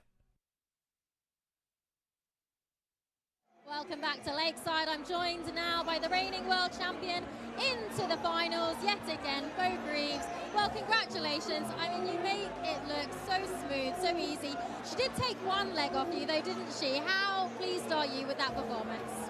Yeah, obviously really happy. Happy just to get through and you know, just look forward to the final now. But obviously it's not easy. Rianne's a good friend, and but I just got up there and I've done what I had to do. Yeah, and Eileen de Graaf in the final. Many people thought it was going to be her. You've had somewhat of a rivalry brewing over the last year. How do you feel about meeting Eileen tomorrow in the final? Yeah, I mean, honestly, I don't really mind. You know, she's a great player, and obviously I know how she can play, but that's up to me to sort of obviously battle against it and try to win. But like I said, I look forward to it, and yeah, just, you know what I mean, just do my best up there, and I played okay there, so hopefully I can improve on that tomorrow. You just seem to be enjoying yourself. You seem to, no matter how much the pressure is on you, no matter how high the expectations are, you seem to always be relaxed and always seem to have fun. How do you do it? And are you enjoying yourself as much as last year? No, I absolutely love it. You know, I play darts all the time, and it's what I do. You know, I'm sort of used to it. I've got the experience now to sort of go up there and handle the pressure, and it's just one of them. I just absolutely love it. You know, I'm 19, I get able to play darts all the time, so it's just one of them. I absolutely love it, and can't wait to hopefully improve and hopefully maybe win tomorrow. And what will it mean to you to win tomorrow? Because you are, of course, the reigning champion. You've won it already once. What does it mean to you to win it again? Obviously, it'd be massive for me. Do you know, when I won my first title last year, it was that was everything to me. I don't think anything will ever top that, but it's you know what I mean, it's one of them. If I'm able to get a second, and that's brilliant. If not, I'll probably be able to try again, obviously, years to come. So I'm not going to put too much pressure on myself, just enjoy it, let my darts hopefully go in the trebles. But other than that, it's one of them. I've enjoyed I had a good week, and I'm glad to have made the final. Well, you're very modest. You're certainly the favourite. Best of luck for tomorrow. Thanks, Alex. Congratulations. Well, that's Bo Greaves there. I'll just bring Scott back in. What a performance. She said she might not win it. She might try again in the future. She just has such a cool, calm head on her shoulders, doesn't she, Bo? What did you make of that? Rianne did take one leg from Bo, but she just makes it look so easy, doesn't she? Like I say, Rianne was in it in the first set, and she knew she had to play her very best game and hope that Bo dropped off of her best game. And that didn't quite happen this evening. Bo was absolutely right on it. And once she got her nose in front, she was not giving it up for anybody. I don't know what she said to you, but knowing her, she's still disappointed with her average. She knows that she's got more in her, and then maybe she'll have to bring that out tomorrow when she plays Eileen de Graaf. And Eileen de Graaf is the only woman to have really beaten Bo over the last year. What kind of final can we expect? Well, I think we're going to have to expect something similar to what's happened tonight. Whoever wins the bull-up needs to get off to a good start. That's absolutely paramount. But look, I'm just looking forward to two great ladies playing a great final, and let's, you know, may the best lady win. Okay, well, we have one more men's semi-final for you this evening, and it is an all-Dutch classic. It is your former world champion, Jelle Klaasman, against his Dutch rival, but also his Dutch friend, Chris Landman. Now, Chris actually said he wanted to face Jelle in this semi-final because they're friends. How does that usually play out when two people who are friends go up against each other? More entertaining, perhaps? It can be. It sometimes can be an absolute flop because they're frightened to death of one another, because they both know their capabilities. On another time, they're not frightened of one another. They practice together. They play with each other all the time and against each other. So they throw freely, and it can be an absolute stormer of a game. So we're going to hope for the latter this time. But what we have to remember is that Landman managed to escape 4-match darts yesterday against Neil Duff. I know he came through it. Is he thinking that his name's on the trophy? Oh, indeed. Well, you'd have to have some good belief after beating the reigning champion here. Klaasman, though, he's a quick player. Rhythmically, will that suit Landman? How do you think their styles will match? I think they're both quick players, and I think their style will suit each other. Jelle's looks so comfortable here, and he feels so comfortable here. I spoke to him last night, and he said, it's like I've never been away. The throw feels great, and I feel great up there. So when you're feeling like that as a player, it doesn't come along very often. You've always got a little niggle or a glitch or something in your throw that you're not happy with. That's not Jelle. He's quite happy with his game at the moment, and that makes him more than dangerous than usual. Yes, you mentioned the form of Jelle has been very good this week, but also knowing that you've won this championship in the past, it almost puts that pedigree back on your shoulders, gives you that belief, doesn't it? Yeah, well, like you said to me last night, I've got to have a damn good memory to remember all back then when I won it. He's playing it right down. He's quite happy to not be the favourite. He's come under the radar. Everybody's been talking about Bartons, Leonard Gates, Neil Duff. Nobody really mentioned Klaassen. He's just going about his business quietly, confidently. And here he is in the semi-final with a big chance of making the final. Okay, well, it is Netherlands against Netherlands coming up next. Our men's semi-final after the break.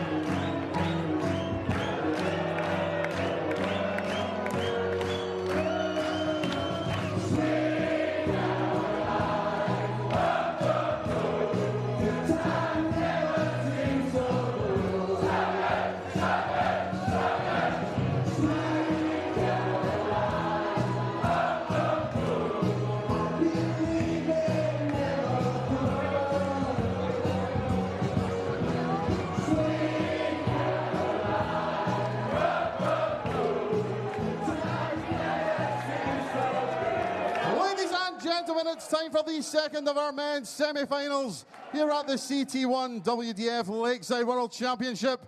This is the home of World Darts. This is Lakeside!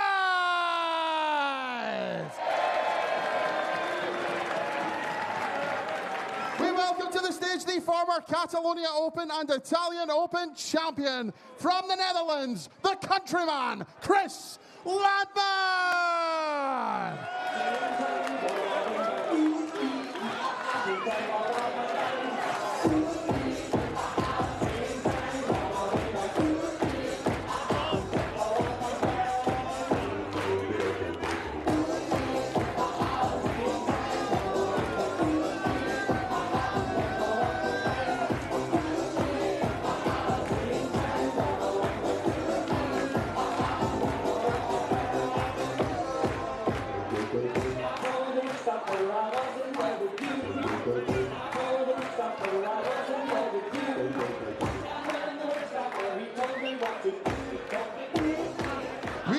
welcome to the stage the reigning Budapest Masters and Malta Masters champion, the 2006 Lakeside World Champion, the Cobra, Jelle Klaassen!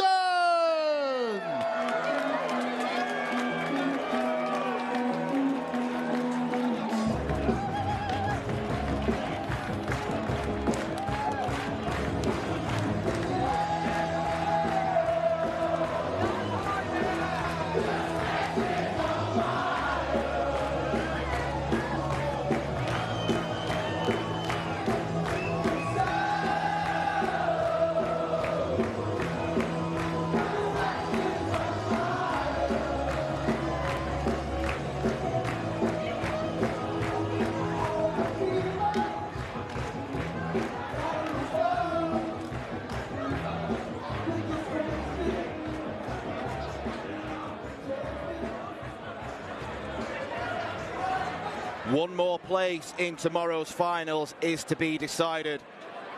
In the girls' final, we've got Aurora Focasato versus Christina Turay. Adam D will take on Bradley van der Velden in the boys' final. We've just seen Bo Greaves book her return to the final. She'll play debutant finalist Eileen de Graaf. And Jelle Klaassen is looking to follow in the footsteps of Bo and make a return to a Lakeside final stage. Hasn't been quite as recent as Bo's. 17 years in total when the then boy wonder beat Raymond van Barneveld on debut. He's a much more mature player these days, and he's probably been the closest to Andy Bartons in terms of performance consistency in this tournament. Beat off Edwin Torbjornsson in the last 32. He survived match darts against Denny Alder-Coulter in the last 16 before dispatching Danny Lorby 4-1 in last night's quarter-final. But Chris Lambert stands in his way. Another very quick Dutchman indeed. Few erratic performances, but he had enough in the tank to get the job done against the then reigning champion Neil Duff last night, surviving 4 match darts in the process. Scott Mitchell is here with me for the final game of the evening, and Scott, just like the Klaassen Lorby game last night, this will be ridiculously fast. Yes, it will, and once again, Marco Meyer has managed to pull this game. Our referee, he seems to get the fast and furious games. Makes sense, I suppose. It's 2 Dutchmen, there's no one-sidedness, and let's have 3 Dutchmen on the stage, why not? Double 16 for a bullet quick start from Jelle Klaassen. 12 dart holder throw, what do you do? I don't know if words can come out of my mouth quick enough to describe the action. We're just going to sit back and enjoy what is to come. Potentially 9 sets on offer. We only needed 7 for this afternoon's semi-final as Andy Bartons proved too strong for Dennis Nilsson. 16. I really do love that camera shot from up on the balcony right across the auditorium. Super stuff, 16. Best of order here as well. Everybody enjoyed the darts. 43. Chris Lambert is going to have to improve on one thing if he's to get to the final, and that's the doubling. He offered Neil Duff so many chances, which the Northern Irishman uncharacteristically didn't take. He missed 44 doubles in total. The scoring power is there. He is a proper first dart merchant, and when he starts following them, there's a hypnotic way about Chris Lambert's throw. A little bit like Jelle Klaassen's. You're transfixed, you're glued to it. Such a what I call an honest dart player as well, Chris Lambert. You know, if he hasn't done it, he doesn't go and blame the opposition. He doesn't look at anybody else. He just looks at himself and go, I didn't do it. And I think that's what's given him longevity, and that's why here he is in the semi-final. Things don't get to him. He doesn't chuck it in a rucksack in his back and carry it around with him. He forgets it as fast as it happens and gets on with the job. Well, the dart single 5 meant he had to go 25 and bull. You don't want to give Jelle Klaassen any chances.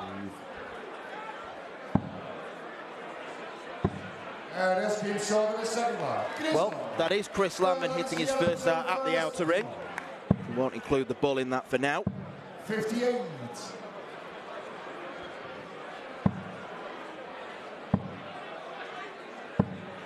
95.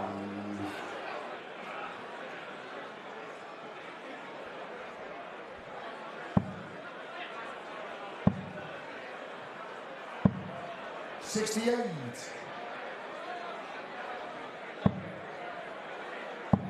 Really did take the world by storm back in 2006.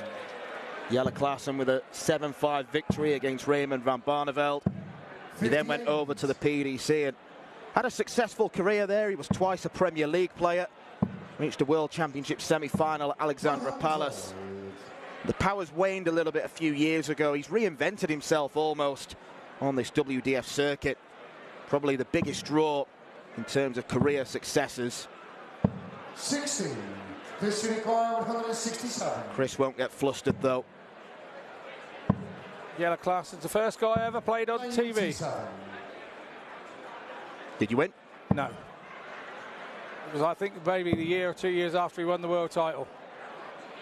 He was still absolutely flying then. 90. This requires 70. As he is again now. And there is an example of him being one of the best counters in the game. 66. Yeah, you require 167. Can he get the best finish of the week? The answer is no. 102. Chris, you require 4.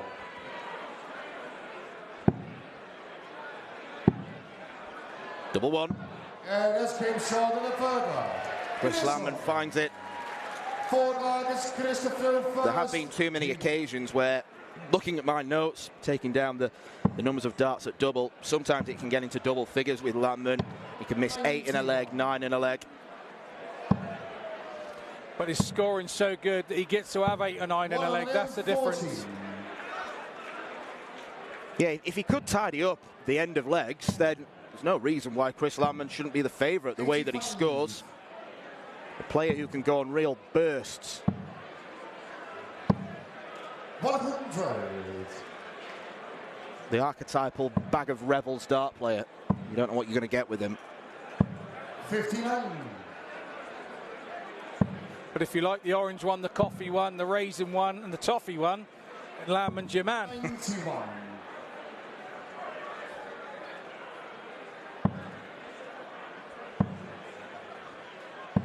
45. Yellow unicorn 170. Bullseye. He's going for it. 145. Almost our highest checkout of the week. 91. Yellow unicorn 25. 9. Chris unicorn 130. May only be one at bull for Chris Landman to take the first set in what feels like about 3 seconds. Wrong side of the wire. 15. Yellow unicorn 16.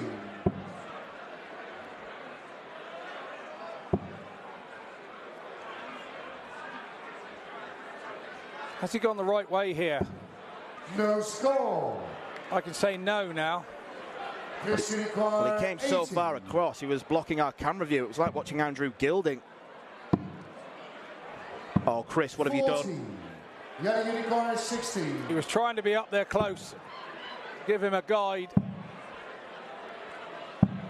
12. A bit of Landmanitis in the class and throw. Chris unicorn 14. Yeah, those doubles don't go in so quickly when you're 2-1 down in a set as they do when you're 2-1 up. And that's came short. He takes it and takes the first set. As explosive as we predicted. As both brilliant and erratic as we predicted. Second set, first line. Real mixed bag. To throw first. Game on.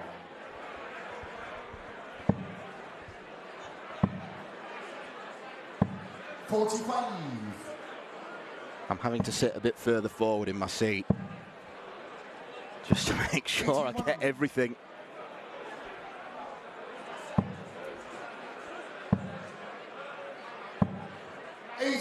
Yeah, I keep enjoying it so much, sometimes I forget to talk, which is very unusual for me. It is rapid, 58. It is fast. Klaassen will be disappointed that he lost that set there. 85. Met each other 4 times in the past, all of them in the last year and a half.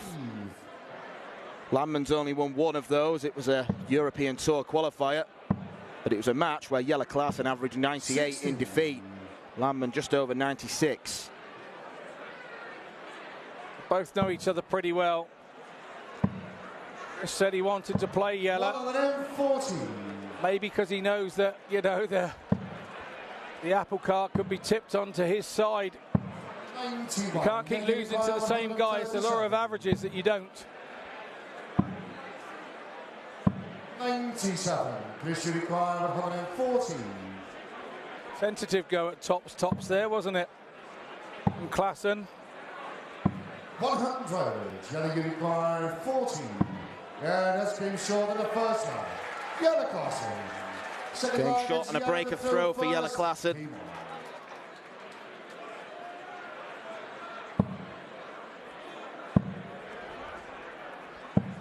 $57.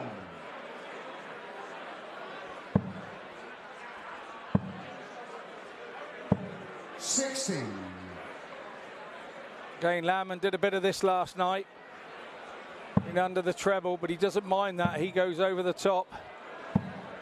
180. First 180 of the call. First 180 call of the match from Marco Meyer. First of many, I predict. Both guys now starting to settle down. 94.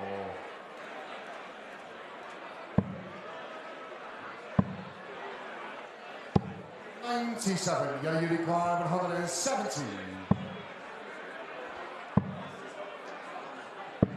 130.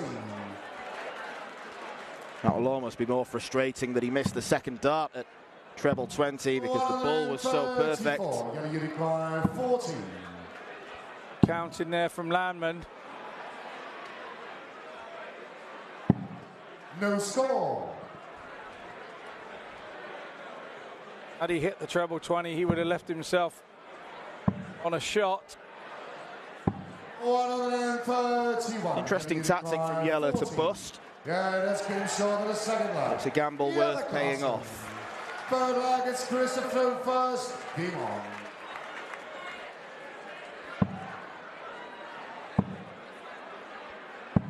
$57. That elf was certainly not on a shelf, it was on a chair. 180. 43. So after the elation of it winning the first set, 60. Landman is now staring, losing the second, 3-zip. Staring down the barrel of a gun here. 60. Set 2.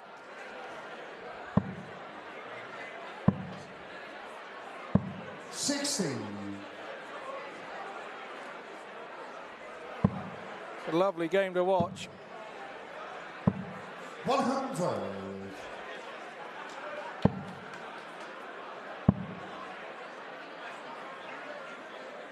And this Lakeside crowd are loving it as well. Big visit from Chris, puts him in the box seat. 140. That's what he gets. Yeah, you require 158. Wayne's World, party time, excellent.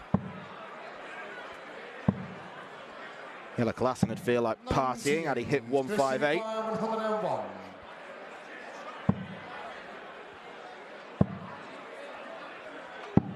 69. Yeah, you require 60. 20 for tops. Tells himself, come on. That's game short in the second set. We've levelled up. Jelle Klaassen. In double quick time, we go to the game's first break. Chris Landman taking the first set by 3 legs to 1, but Jelle completely blitzing him in set 2. Landman didn't even get a chance at a double. We have got a fine game in prospect, and we're only 2 sets in. Make sure you join us after the break for the conclusion of Chris Landman and Jelle Klaassen.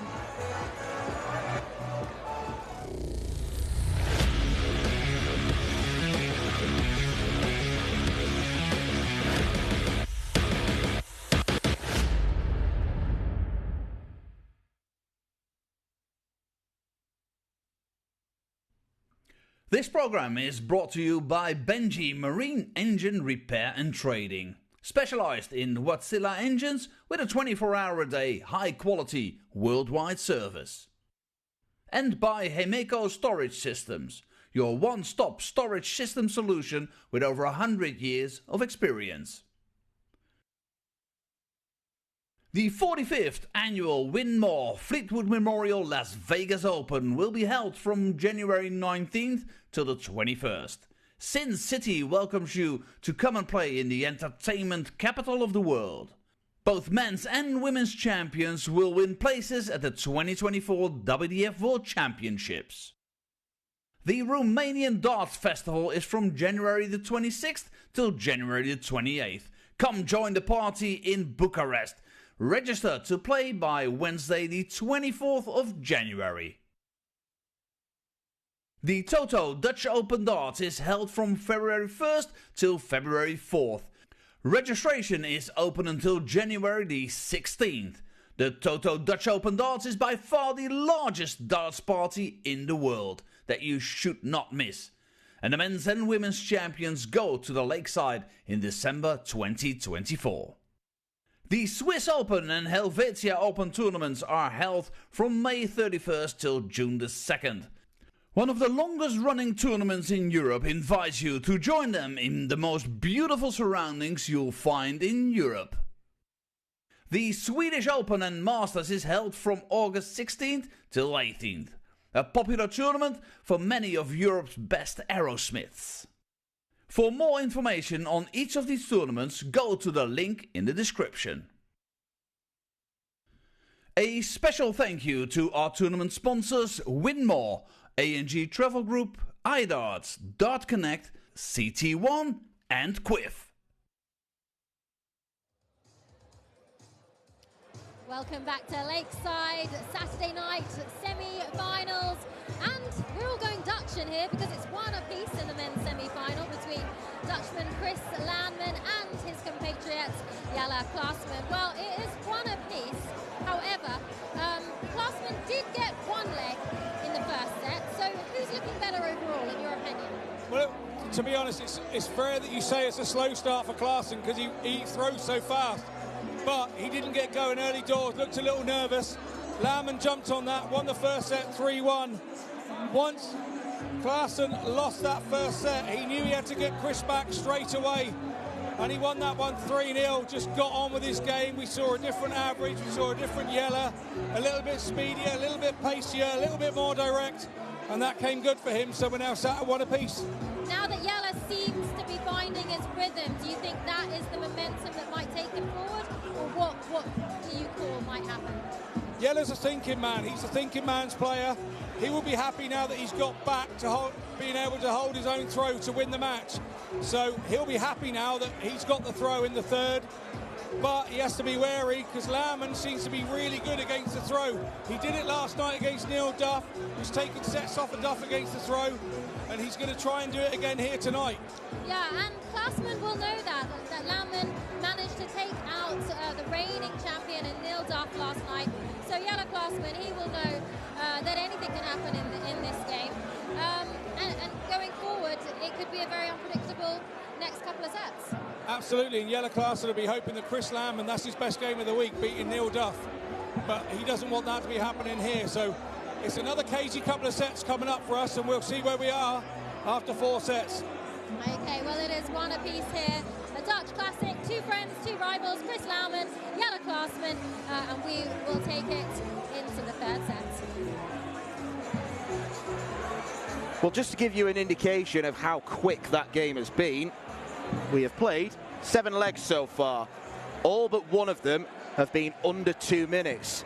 And it's not as if they've all been 12 darters, 13 darters. We've got a 20 darter, 18 darter, a couple of 16 darters as well. It is absolutely rapid fire.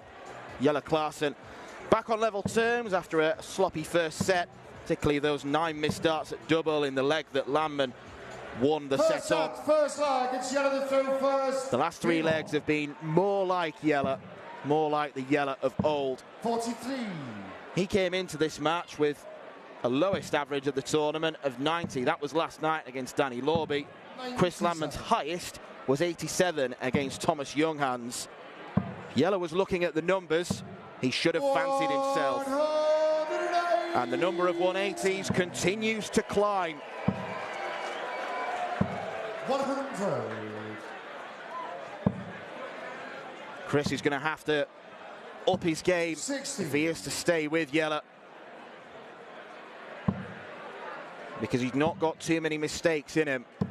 140.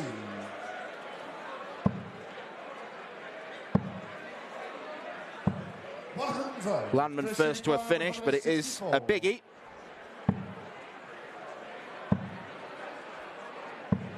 Too much of an ask. He doesn't set it up particularly well either. Tops for Jelle Klaassen. 98. Christian require 120. Saw both of our young guns, Andras Borbely and Adam D, take out 119 today. Now Landman wants the ball. Jelle require 20. That's came short in the first leg. Jelle Klaassen. Jelle Klaassen with a very zippy start to set number 3. Yeah, indeed he has. He's come out of the break looking pretty good. Sometimes, you know, when you have such a decisive and dominant set, the set 2 was for him. You really want to not have the break, but 45. Landman hasn't really picked up where he left off in set 1 just yet. 58.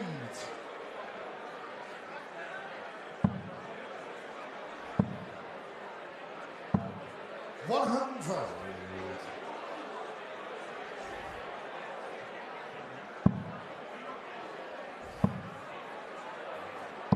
99.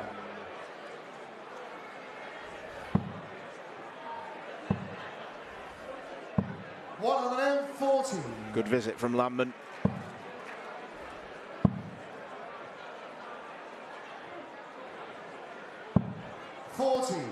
Just needed to take a moment to pause then, and I'm sure he went the right way to avoid a bogey number. Landman's going the right way for 116, and there it is. Landman's back in the race. It was a tidy 116 from him.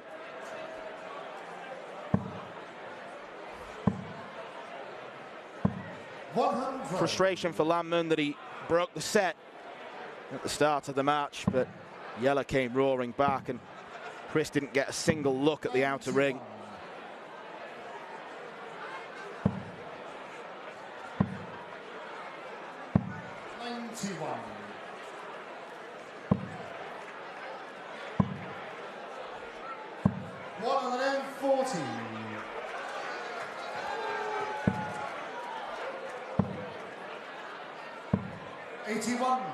Frustrating slip. Surely this time. Surely this time. Not to be, Dan, not to be. The crowd want one now. That's his second attempt at it. Never mind the Cobra, we should call him the Tease. But it looks likely. That's the thing with him, it looks likely, and now he's just left the door open again for Landman. 58. Jelle requires 60.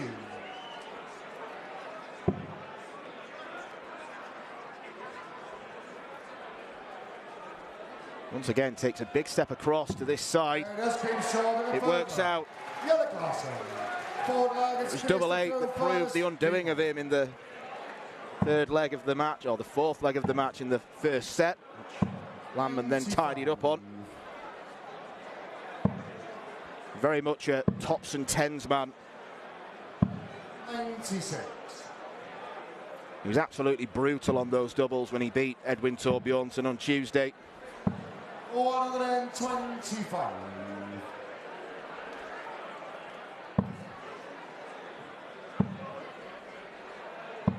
140. Once again, absolutely smashing into the treble 20. 140.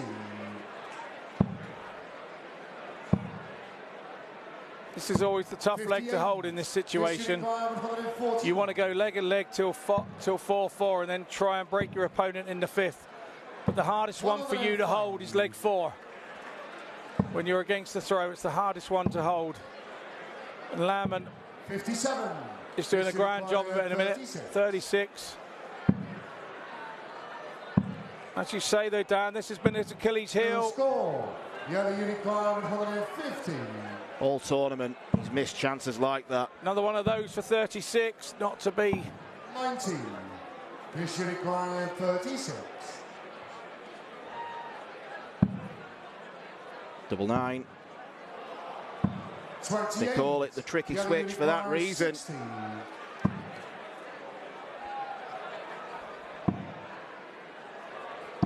And Jelle Klaassen is there to win the third set and to go ahead in the match.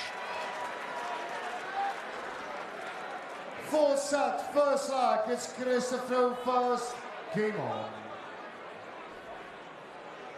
Klaassen wiping his brow there. It's hot work up there.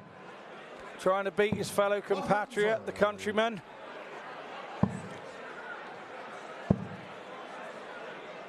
'96.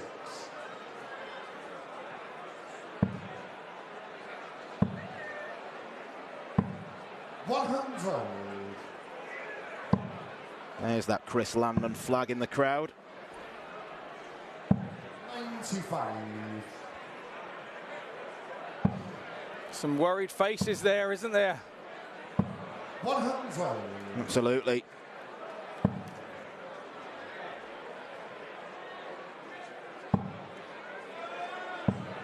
'81. Deflected last start. Absolutely. 91. Good cover shot there from Landman in the treble. 17. 97. Chris unicorn 110.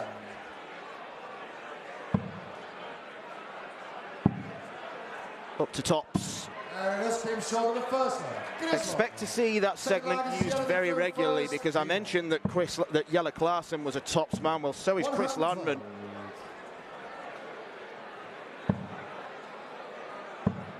Yeah, and that's the sort of confidence he needs. 60. Shooting bits out like that, that's what he needs. That's a tidy shot.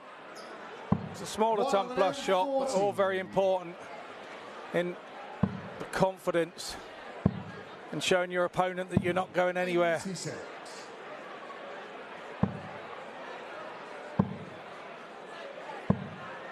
$140.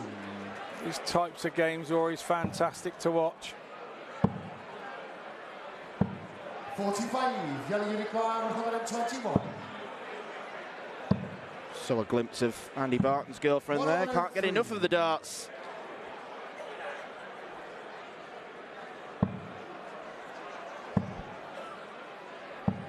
$95. Yellow unicorn 18. Double 4. 10.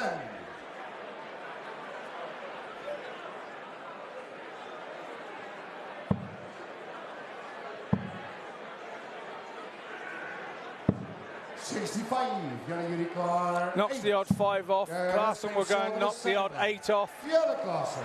We're back at 1-1. Christopher first. Game on.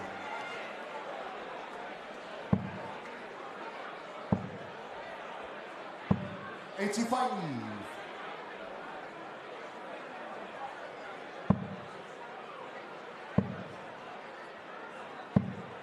$60.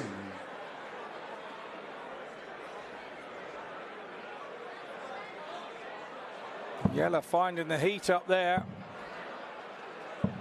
140. Just lifting his shirt, blowing down his top, trying to find some air. 99. Yeah, that's the thing with playing in an intimate venue like this where lots of people are packed in. It's going to get warm. And we don't do aircon at darts because it affects the flight path. Just got to deal with the heat, deal with the conditions. That's unlucky. 40. It costs him a dart. And it's on his throw as well. Ton here from Klaassen, he's right back in it. A 140, you'd say he'd stolen a march a little. 87. Not to be. Lamb and tidy though, that 135. Tidy little pick up to pressure. 119. Just let the yellow know he's not going away. 41 for Lamb, and then one tops is where he's going. Yellow unicorn 67. He will not be wanted to miss any more there. Because Yellow Clarkson doesn't miss any more there. Forward lag, it's Yellow to throw first. You only ever see treble 9 attacked by players who love tops, who adore it, who think it's the best thing in the world. 30.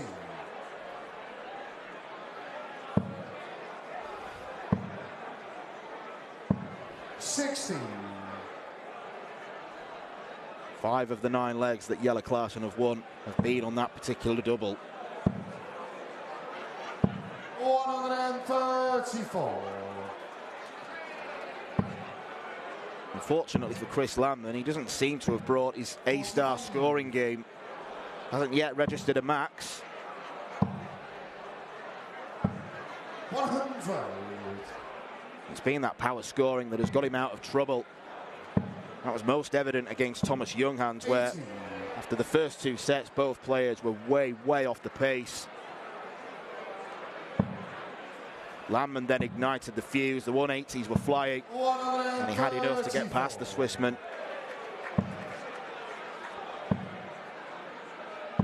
100. Yellow unicorn 103.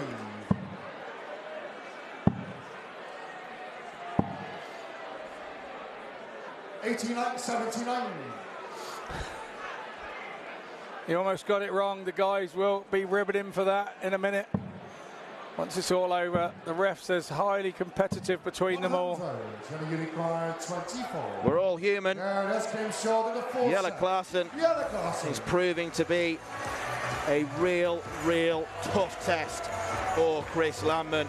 Another 3 legs on the bounce. Lamb with a 110 in the first leg of that set will have given him some new confidence, but Yellow Clarkson so clinical, so brilliant on tops, and then double 12 wasn't bad there either. Yellow Clarkson leads Chris Lamb by 3 sets to 1. He is 2 sets away from a second World Championship final here at Lakeside.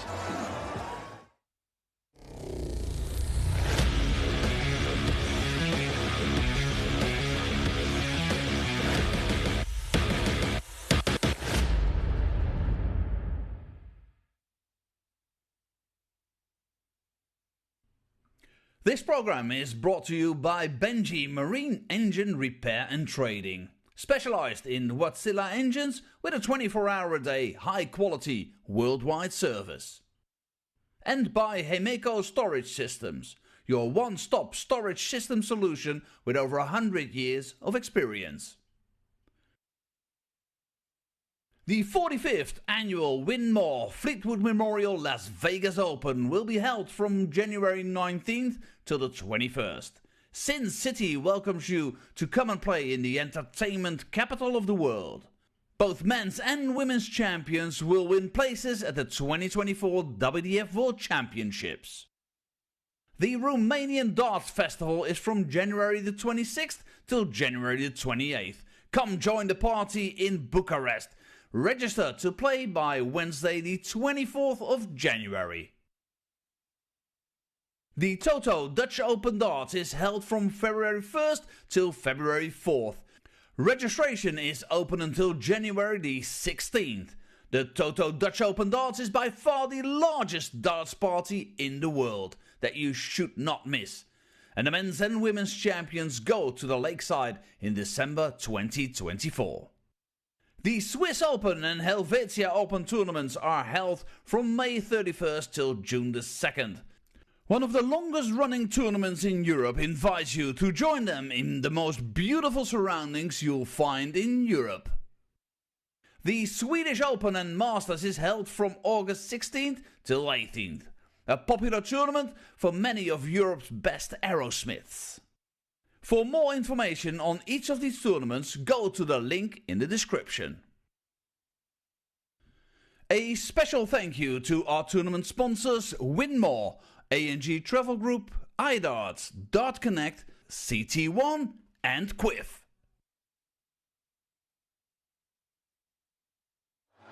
Welcome back to Lakeside. We are all enjoying ourselves here on a Saturday night. We are in the thick of the men's semi-final.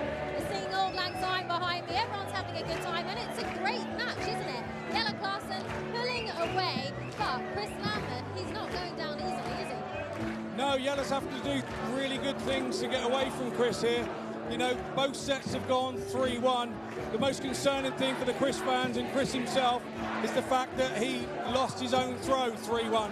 So he got broken twice. So that's a worry for him. But both are back out already. Everything's quick with these guys. They don't even stay in the break very long. Are you expecting a fast next couple of sets of the match? Absolutely. I think the first 4 sets have absolutely flown by, and it's tough for us to keep spotting what they're doing because it's like one throw after the other so quickly. But it's a good game to watch, and I hope everybody at home's enjoying it. Will Klaasman be happy with the way he's throwing? Klaasen will be happy with the score. You know, there are moments with Jelle. He's a little bit like Bo. He will criticise his own game absolutely immensely. But the fact of the matter is he's a 3-1 up, and he hasn't really got anything to worry about just yet. Well, Lambert did do very well yesterday, as we know, taking down Neil Duff, the former champ, so it's definitely not over, is it? What would you like to see from Lambert in these next couple of sets? He's got to start doing some scoring on his first 9 darts. He needs to be hitting 3 or 4 trebles on those first 9 darts to start worrying Jelle. That's the only thing Jelle knows that gets to him, is the fact that, you know, the other guy's outscoring him, and that will get to him. And having won here back in 2006, what will it mean to Jelle if he is able to make that final and perhaps go all the way again?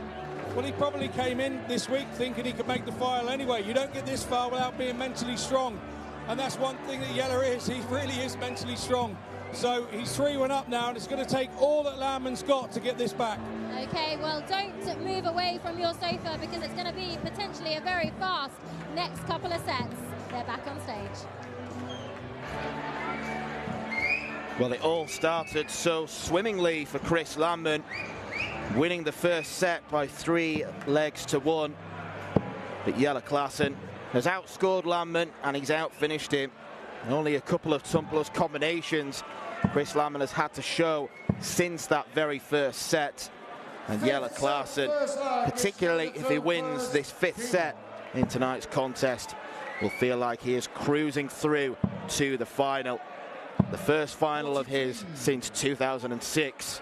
And by my calculations, it would be the biggest gap between a first and a second Lakeside World title.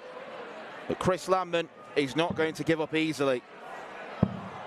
The reason why he's at this stage of the competition is because he hasn't given up. Even though he's yet to find his A game in any of his matches, he has been there, dug in, particularly against Duffman last night.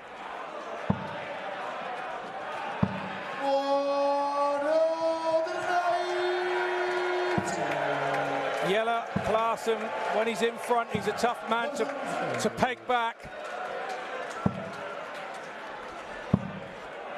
Chris Landman's going to get a chance to finish the big fish.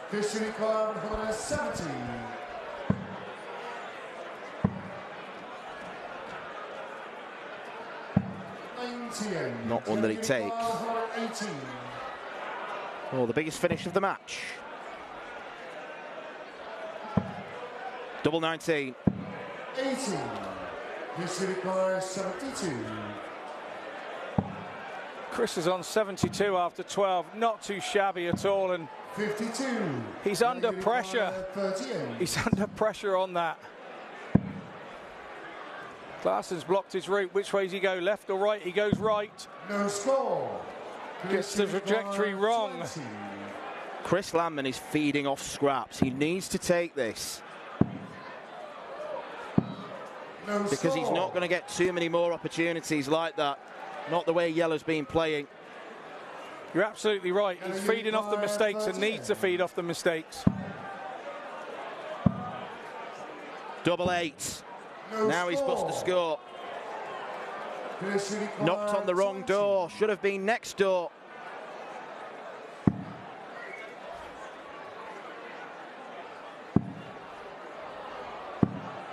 No score. There it is once again.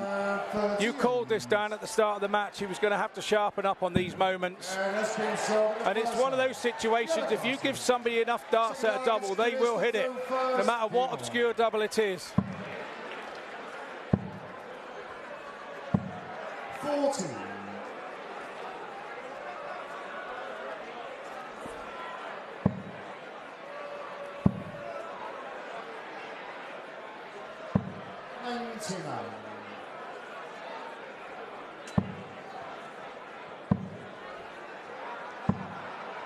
$85.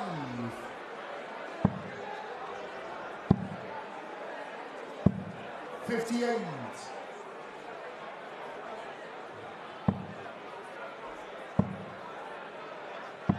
100.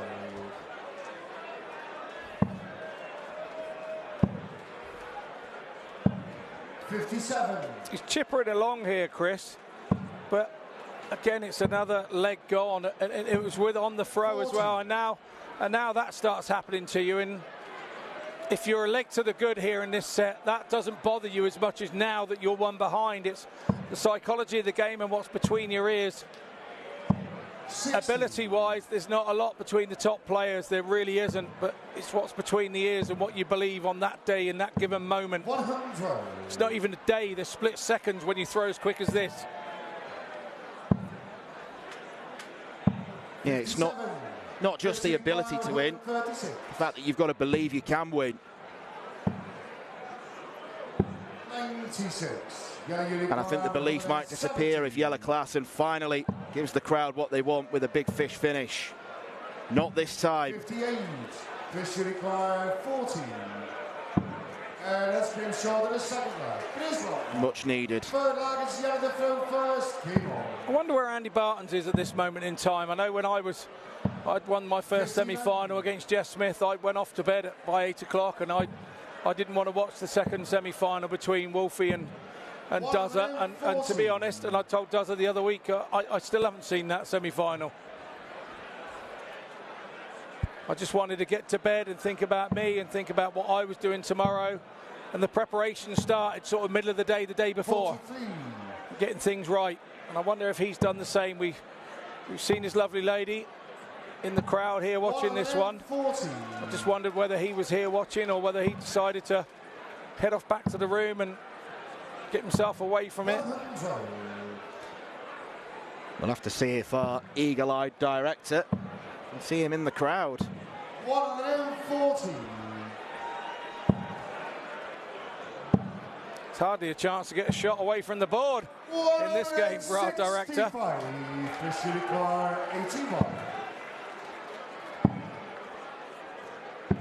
And this came short of the third leg. 81 for Chris Landman. More importantly, a 12-dart leg break of throw. Super stuff from Landman here. 131. 140.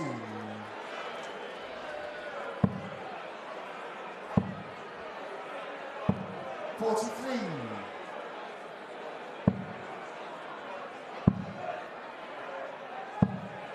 57.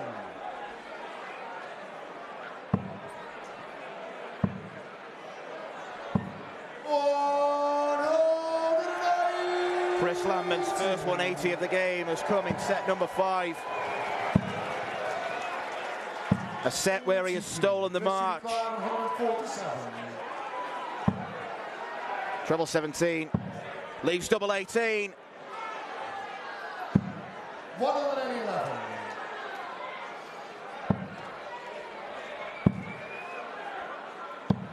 57. Christian required 36. His ability to dig in means he is a semi-finalist. He wants to be a finalist. And he is giving himself the right chance. 3 legs on the bounce. And you've got to praise Chris Landman, because that came after the ridiculous first leg of this set where he missed 7 darts. Jelle was messing around with double 19. 3 straight legs, first dart at double, bang, in. Yeah, absolutely. And the big thing there, that was on the Klassen throw and start of set as well. So should Landman hold here, we will be back to 3-3. 72. We'll be heading into our last break of the match. And I know Landman will be the happier if he manages to reel 2 sets off at once, one after the other. Really good game of darts this. We knew it would be.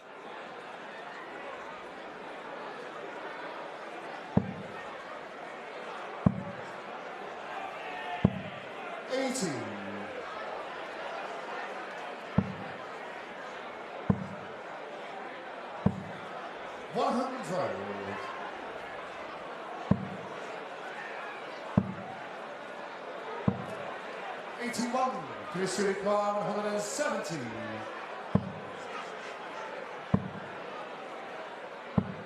60. Edge of seat stuff.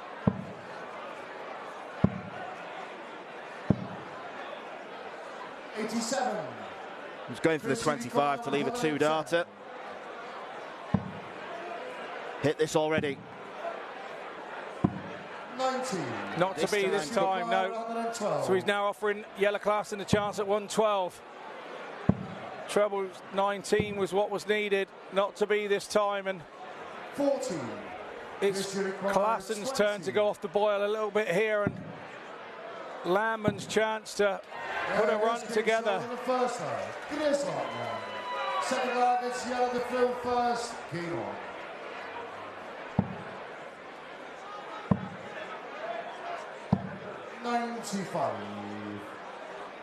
You feel big moments in this match just around the corner in this set, don't you? 91. It has the feeling of a Landman must-win set if he's to stay in the match.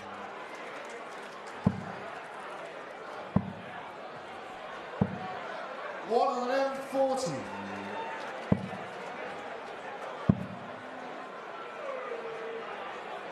She'll go back upstairs and does.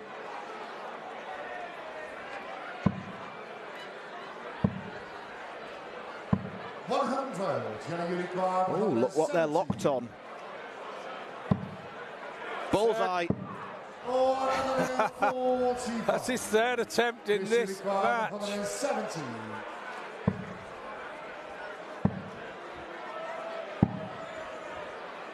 70. Jelle required 25. 21. It's Klaasen now offering the chances to Landman. Tops maybe. Yeah, half-hearted go. 45. Really disappointed with that last start, he will be. Klaasen safe with the first. Just edged his way in, didn't he, there? Put the first one out of the way. Nothing silly with the first one. You don't normally hit in a 15 or a single 2 with the first dart. Just worked his way in. 100.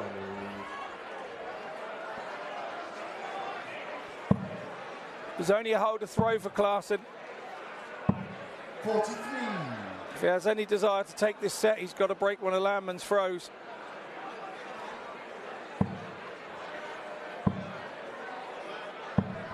45.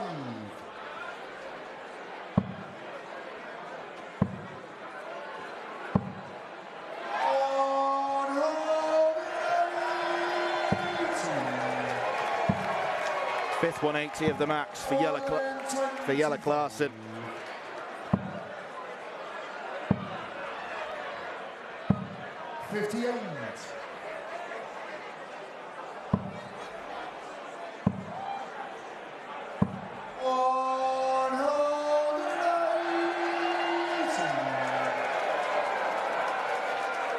Infectious. Super stuff from Landman. Throw under threat.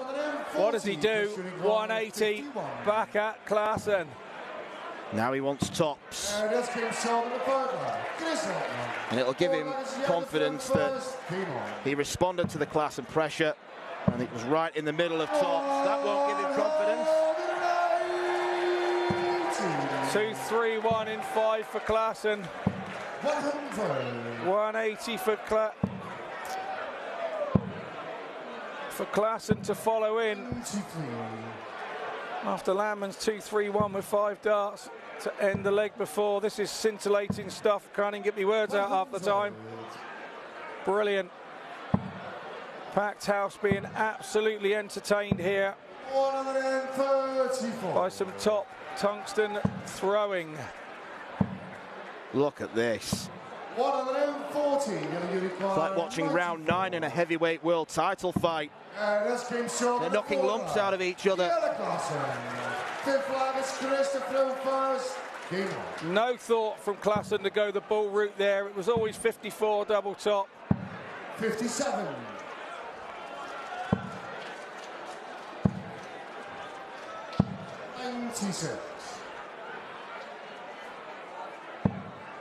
The noise is rising around Lakeside.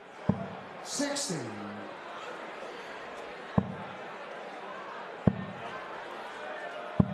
58.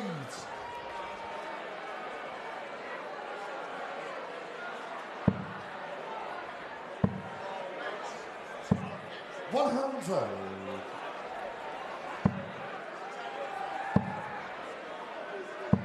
60. Everybody's getting into it. Not least Chris Landman. That's Landman coming around the final furlong and having a kick for home, that 180. 140. Chris Uniclan, 104. Well, knocks the 4 off. 44. A little bit surprised he went that way because he's been going for tops. 147 would have been a huge blow. 31. Chris Uniclan, 60.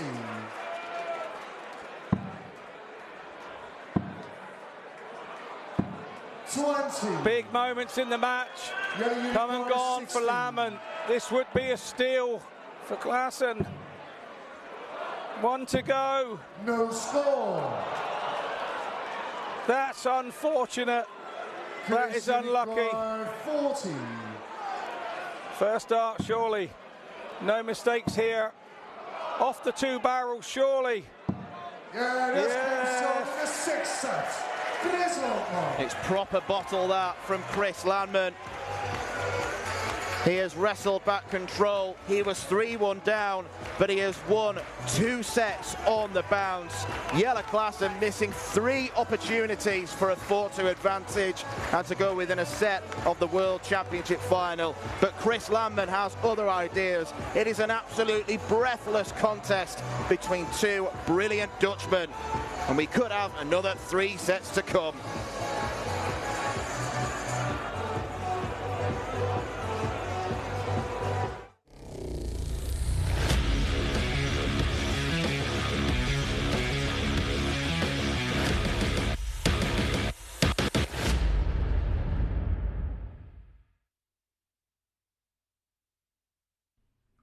This program is brought to you by Benji Marine Engine Repair and Trading. Specialized in Wärtsilä engines with a 24-hour-a-day, high-quality, worldwide service. And by Hemeco Storage Systems, your one-stop storage system solution with over 100 years of experience. The 45th annual Win More Fleetwood Memorial Las Vegas Open will be held from January 19th till the 21st. Sin City welcomes you to come and play in the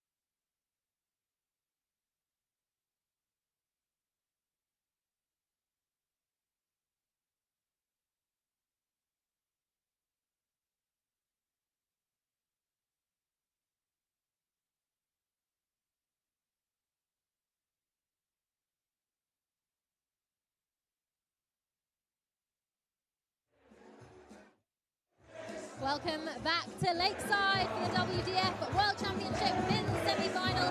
It is high energy in here, and we have the match to back it up. Wow, wow, wow. Chris Lambert pulls it back from 3 sets to 1 down. Now it's 3 sets apiece. Gosh, what a Dutch rivalry we have going on. How much did you enjoy that so far? Absolutely, it was all about yellow sets 3 and 4, and we said at the break Lambert would have to come out and start doing things in those first 9 darts. He needed to start hitting trebles, he needed to put pressure on yellow, and he came back from the break and did exactly what we spoke about, and then goes and reels off 2 sets himself, 3-1. So now we're 3-3, all to play for, no break from here on in, there's no help from here. They've got to get up there and play to the end. We can see Yellow Classman, he's on stage behind us. He is not wasting a minute of this break. He is practicing away. What will he be telling himself at this point? What will he be wanting to improve? Well, he was back out really, really early. And I'll tell you what he was looking at, and I'll tell you what he stabbed with his darts. He'd stabbed double 8.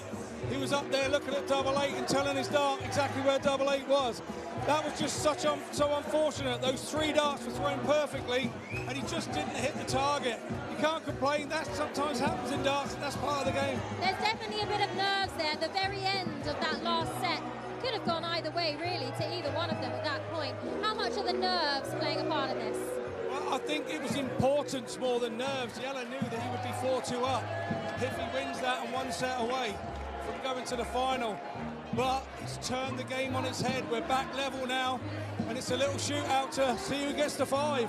Okay, well, it is 3 sets each, a pure Dutch classic. We're going to head down to the stage. It's Yellow Classman against Chris Lambert.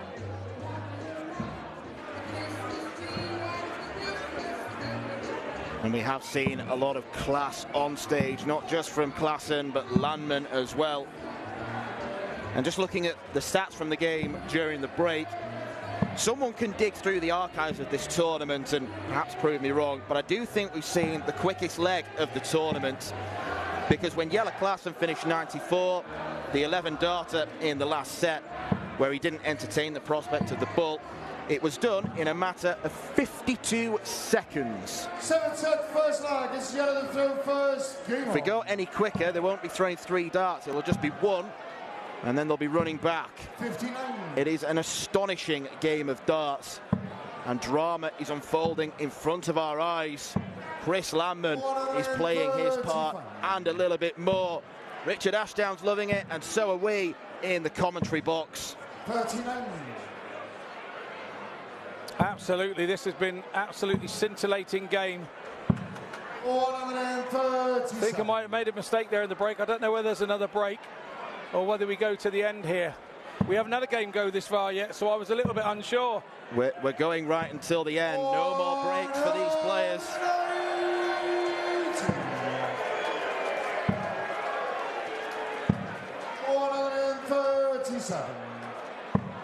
Landman for the last 2 sets, his first 9 must be an unbelievable average. 140, Chris Unicorn, 92. Oh, what a recovery. Wants tops, gets tops.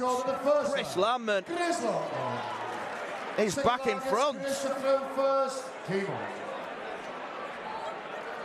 Honestly, it's always tough to come back from the break and be on your pace, and that's exactly what's happened. Easier to come back and break from the break. But interesting, Yellow really came out and he stayed out. He really wasn't gone more than a minute, and he came back out and tried to sort this double 8 issue that he had, and it really wasn't an issue. Those darts at the end of that set, they were just all over the wire. It's just one of those. I think if Jelle Klaassen does go on and lose this game, he'll be having a very stern word with double 8, because it's cost him on quite a few occasions. It was a massive moment in the game. It's a massive turning point in the game, and it went Landman's way solely because Jelle missed 3 at double 8. Chris Landman firing on all cylinders. 69. It's not quite another dozen darter.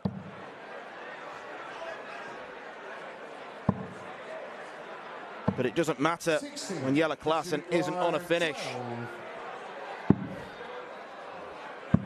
Down for double three, makes it look easy. Probably the hardest double on the board. 140.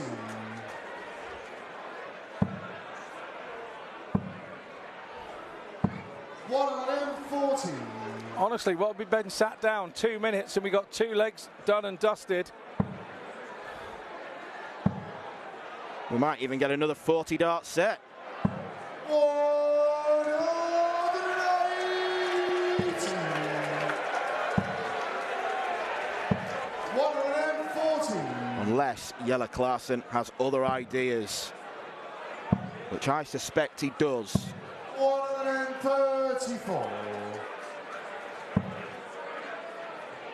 134 back in the 180. Super stuff.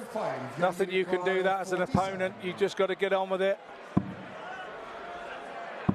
27. First require 116. Jelle needs to stop shaking his head. Oh, that's unlucky there from Landman. 20. This is to stop the rot, really. And that's came short of the third line. Rot stopper for Jelle Klaassen. It's Chris to throw first. Game on. And that was just for a holder throw. 140. He's already broke the Klaassen throw in the first leg of this set 93. to give him a chance to take this set 3-1 also against the darts. It's unbelievable. He's really turning the screw here, Landman. 140. This just did not look likely at 3-1 when Jelle Klaassen was 3-1 up. We were seeing nothing of this from Landman. 81.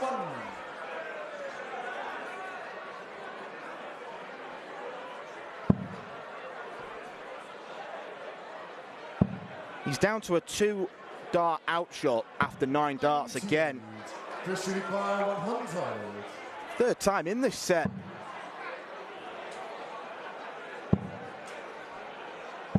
$64. Yellow Unicorn 170. Make it his 5th attempt at this, and it's the worst effort yet. 65. Jelle Klaassen is feeling the strain. 36. Chris Landman is certainly not. He is 1 set away. He has broken the Klaassen throw. That's his 3rd set in a row, and he's really on his mettle here. 60.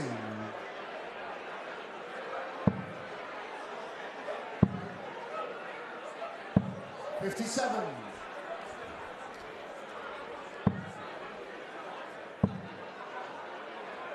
60. Sure, his good friend, Chris Landman's good friend is Richard Veenstra. Sure, he's watching this at home thinking, wow, buddy.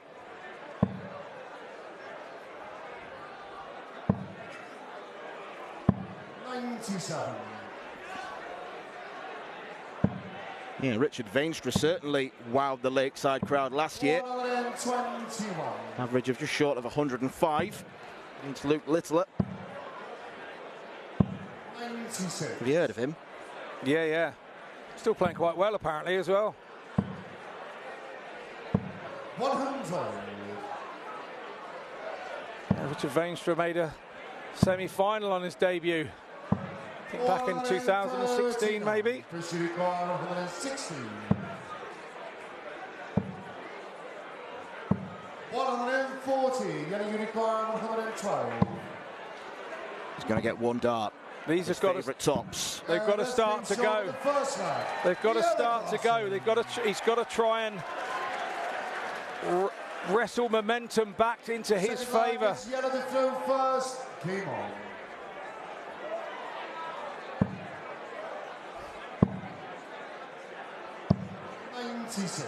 Right on cue, Mr. Veenstra texts me saying, yeah, he's doing good at the moment. Yeah, I should think so, mate. 25.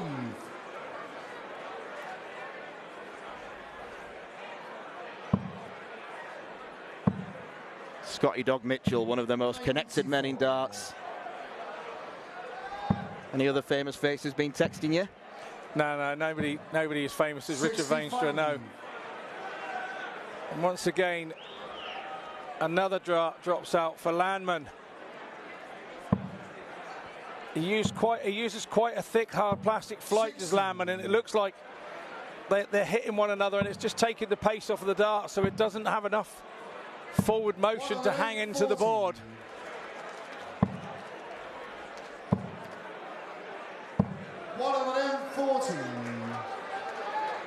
Good start on the 19s. 98, getting a requirement 111. 71. Klassen will be back.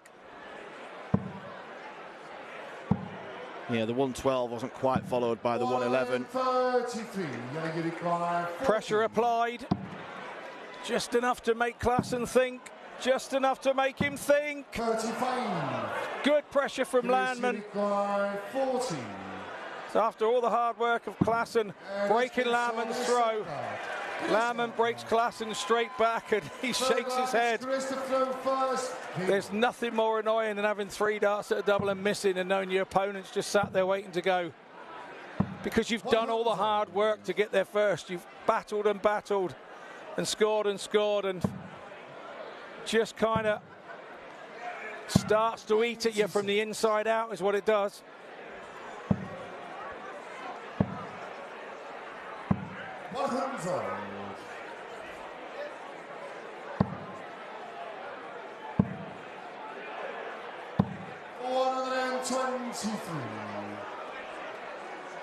I believe that was the birthday boy.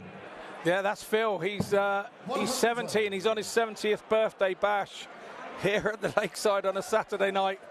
And Anthony Dundas got him out and did a walk-on to warm up the crowd at the start of the evening, coming out to Elvis Jailhouse Rock. He did.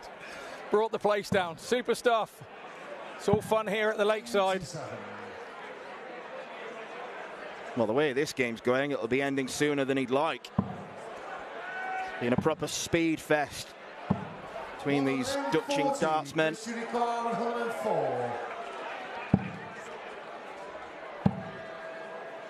Wrong side of the wire to go down for treble 17. 38, yellow unit bar 84. Big safe 14. 48. Not getting much luck on the ball either. 66. Well, it was a good miss because he's left 36, but is he going to get back? And the answer looks to be no. Landman dodges a bullet with 1 dart. Again at the bullseye, and look at his determination here. He needs 1 more leg to be a Lakeside finalist. But the astonishing thing is it would be for 4 sets in a row. And when do you see people take 4 sets in a row for Jelle Klassen? And it's not that Jelle's been that bad. Yes, he's had opportunities. Yes, he's missed opportunities. But it's all about Landman and his scoring in that first 9 darts. It's been absolutely amazing since that break at 3-1. Right on cue, he hits a 1, but he does listen to me and hits 2 treble 20s as well. 81. Klassen started to look a little bit of a forlorn figure. 40. Opportunity knocks. 100. He hasn't looked forlorn at any point during this competition. He's looked in control. But right now, he is out of control. 40. Chris Landman is the man. The less revered of the 2 Dutchmen might be about to get through to the final. He wants tops. Chris Landman is a Lakeside finalist. A late blitz against his compatriot means he will face Andy Bartons in tomorrow's showpiece. It could be the greatest week of his darting life, and Jelle Klassen, 17 years after tasting success, will not get to repeat the same feeling. An utterly superb performance from Landman. Didn't quite know how to react, but it was 4 sets on the bounce against Jelle Klaasen. Chris Landman is the man of the moment. He is through to the Lakeside final after beating Jelle Klaasen 5-3.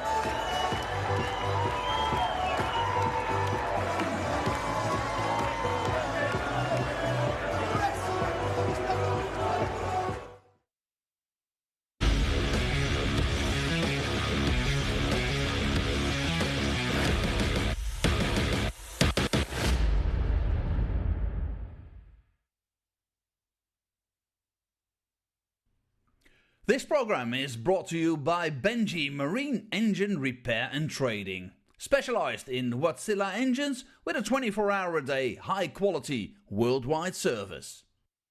And by Hemeco Storage Systems, your one-stop storage system solution with over 100 years of experience. The 45th annual Win More Fleetwood Memorial Las Vegas Open will be held from January 19th till the 21st. Sin City welcomes you to come and play in the entertainment capital of the world. Both men's and women's champions will win places at the 2024 WDF World Championships. The Romanian Darts Festival is from January the 26th till January the 28th. Come join the party in Bucharest. Register to play by Wednesday the 24th of January. The Toto Dutch Open Darts is held from February 1st till February 4th. Registration is open until January the 16th. The Toto Dutch Open Darts is by far the largest darts party in the world that you should not miss. And the men's and women's champions go to the Lakeside in December 2024. The Swiss Open and Helvetia Open tournaments are held from May 31st till June the 2nd. One of the longest running tournaments in Europe invites you to join them in the most beautiful surroundings you'll find in Europe. The Swedish Open and Masters is held from August 16th till 18th. A popular tournament for many of Europe's best aerosmiths. For more information on each of these tournaments, go to the link in the description. A special thank you to our tournament sponsors Win More, A&G Travel Group, iDarts, Dart Connect, CT1 and Quiff. Welcome back to Lakeside. Well, I'm joined by our winner, Chris Landman. Wow, I can see the expression on your face just now. You look like you almost can't believe it yourself. You went from 3-1 down to winning 5-3. How did you turn it around? I don't know. I just think I keep throwing, and I just said to myself, keep throwing, and I hope it felt. And how later the game was, how better I played, and it's got them into my way. So I'm very, very happy. Well, you're in the final, and you've done it the hard way. You've taken down 2 former world champions to get to this final. How is your self-belief now? Could this be the fairy tale run that you must have dreamed of? Yeah, it's still possible. So, it's very. First, I'm going to enjoy this, and then I see tomorrow. I must play against Zibat. She's a very good player, but we will see if I play like this. It's going to be a nice game, I think. Absolutely, absolutely. You said that you wanted to play Jelle Klaasen in this match. Did you know something we didn't? You obviously have a friendship as well as a rivalry. Did you really believe, did you know his style so well that you knew what you had to do? Yeah, but also that because he's a Dutchman, and then there's also a Dutchman in the final. And I know Jelle Klaasen, I played him, sometimes he wins and sometimes win. I know I can beat him, but I must play well. He played yesterday bad. I think he missed a lot of chances, but I take it.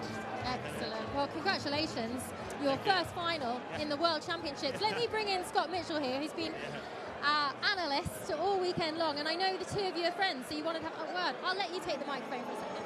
I want to know how you turned that round at 3-1. We said here in the break, and I said you were going to have to start improving your first 9 darts because Jelle's scoring was so good. And from that point, you came out from the break at 3-1 down, and your first 9 darts were incredible, every single leg. Yeah, and that was before not so good. The first dart was also above the triple, beneath the triple, but yeah, at the end they fell in the triples and it's scoring 140, 140. I said, okay, keep going. It looked like they were on a magnet, mate. We're watching you here and going, is he going to miss one? It was just so rapid fire, and Jelle came with you.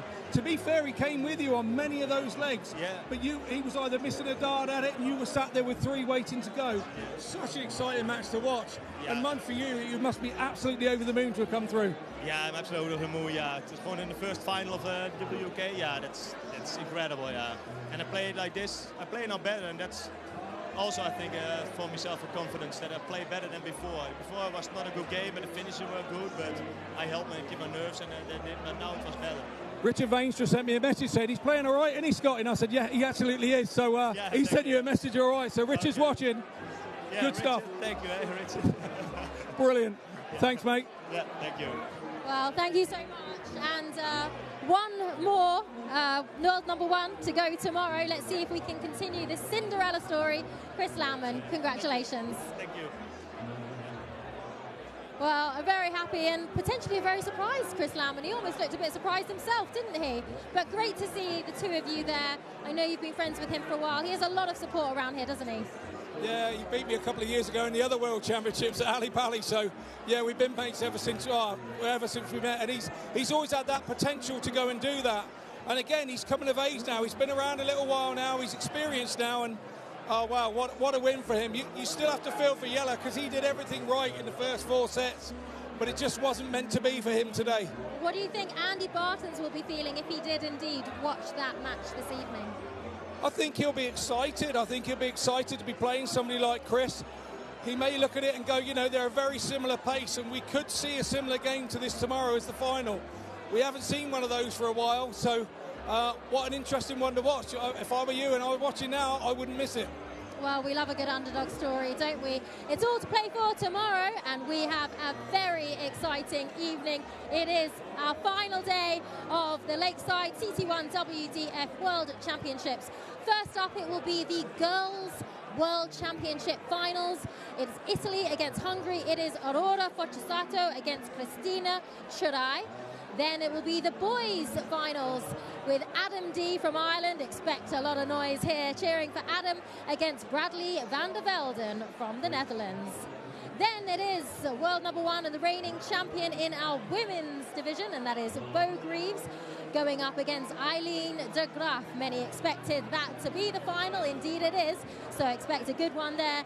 And then, of course, we have our man on his Cinderella journey, Chris Laumann, going up against the number 1 in the world, Andy Bartons. That's tomorrow night. It's the final day here in Lakeside. And UK time, it is at 5 o'clock in the afternoon in the UK. So tomorrow night, what an exciting night we have to look forward to. Look, we've got 4 great finals. What more could you ask for from a last day of a World Championship? We can't call who's going to win them. We're going to have to try and analyse it overnight and look at the numbers and have an opinion, but wow, what a lineup we have. Indeed. Well, it's a full house here. Everyone's still enjoying themselves, so we're going to go down and join them. We'll see you tomorrow.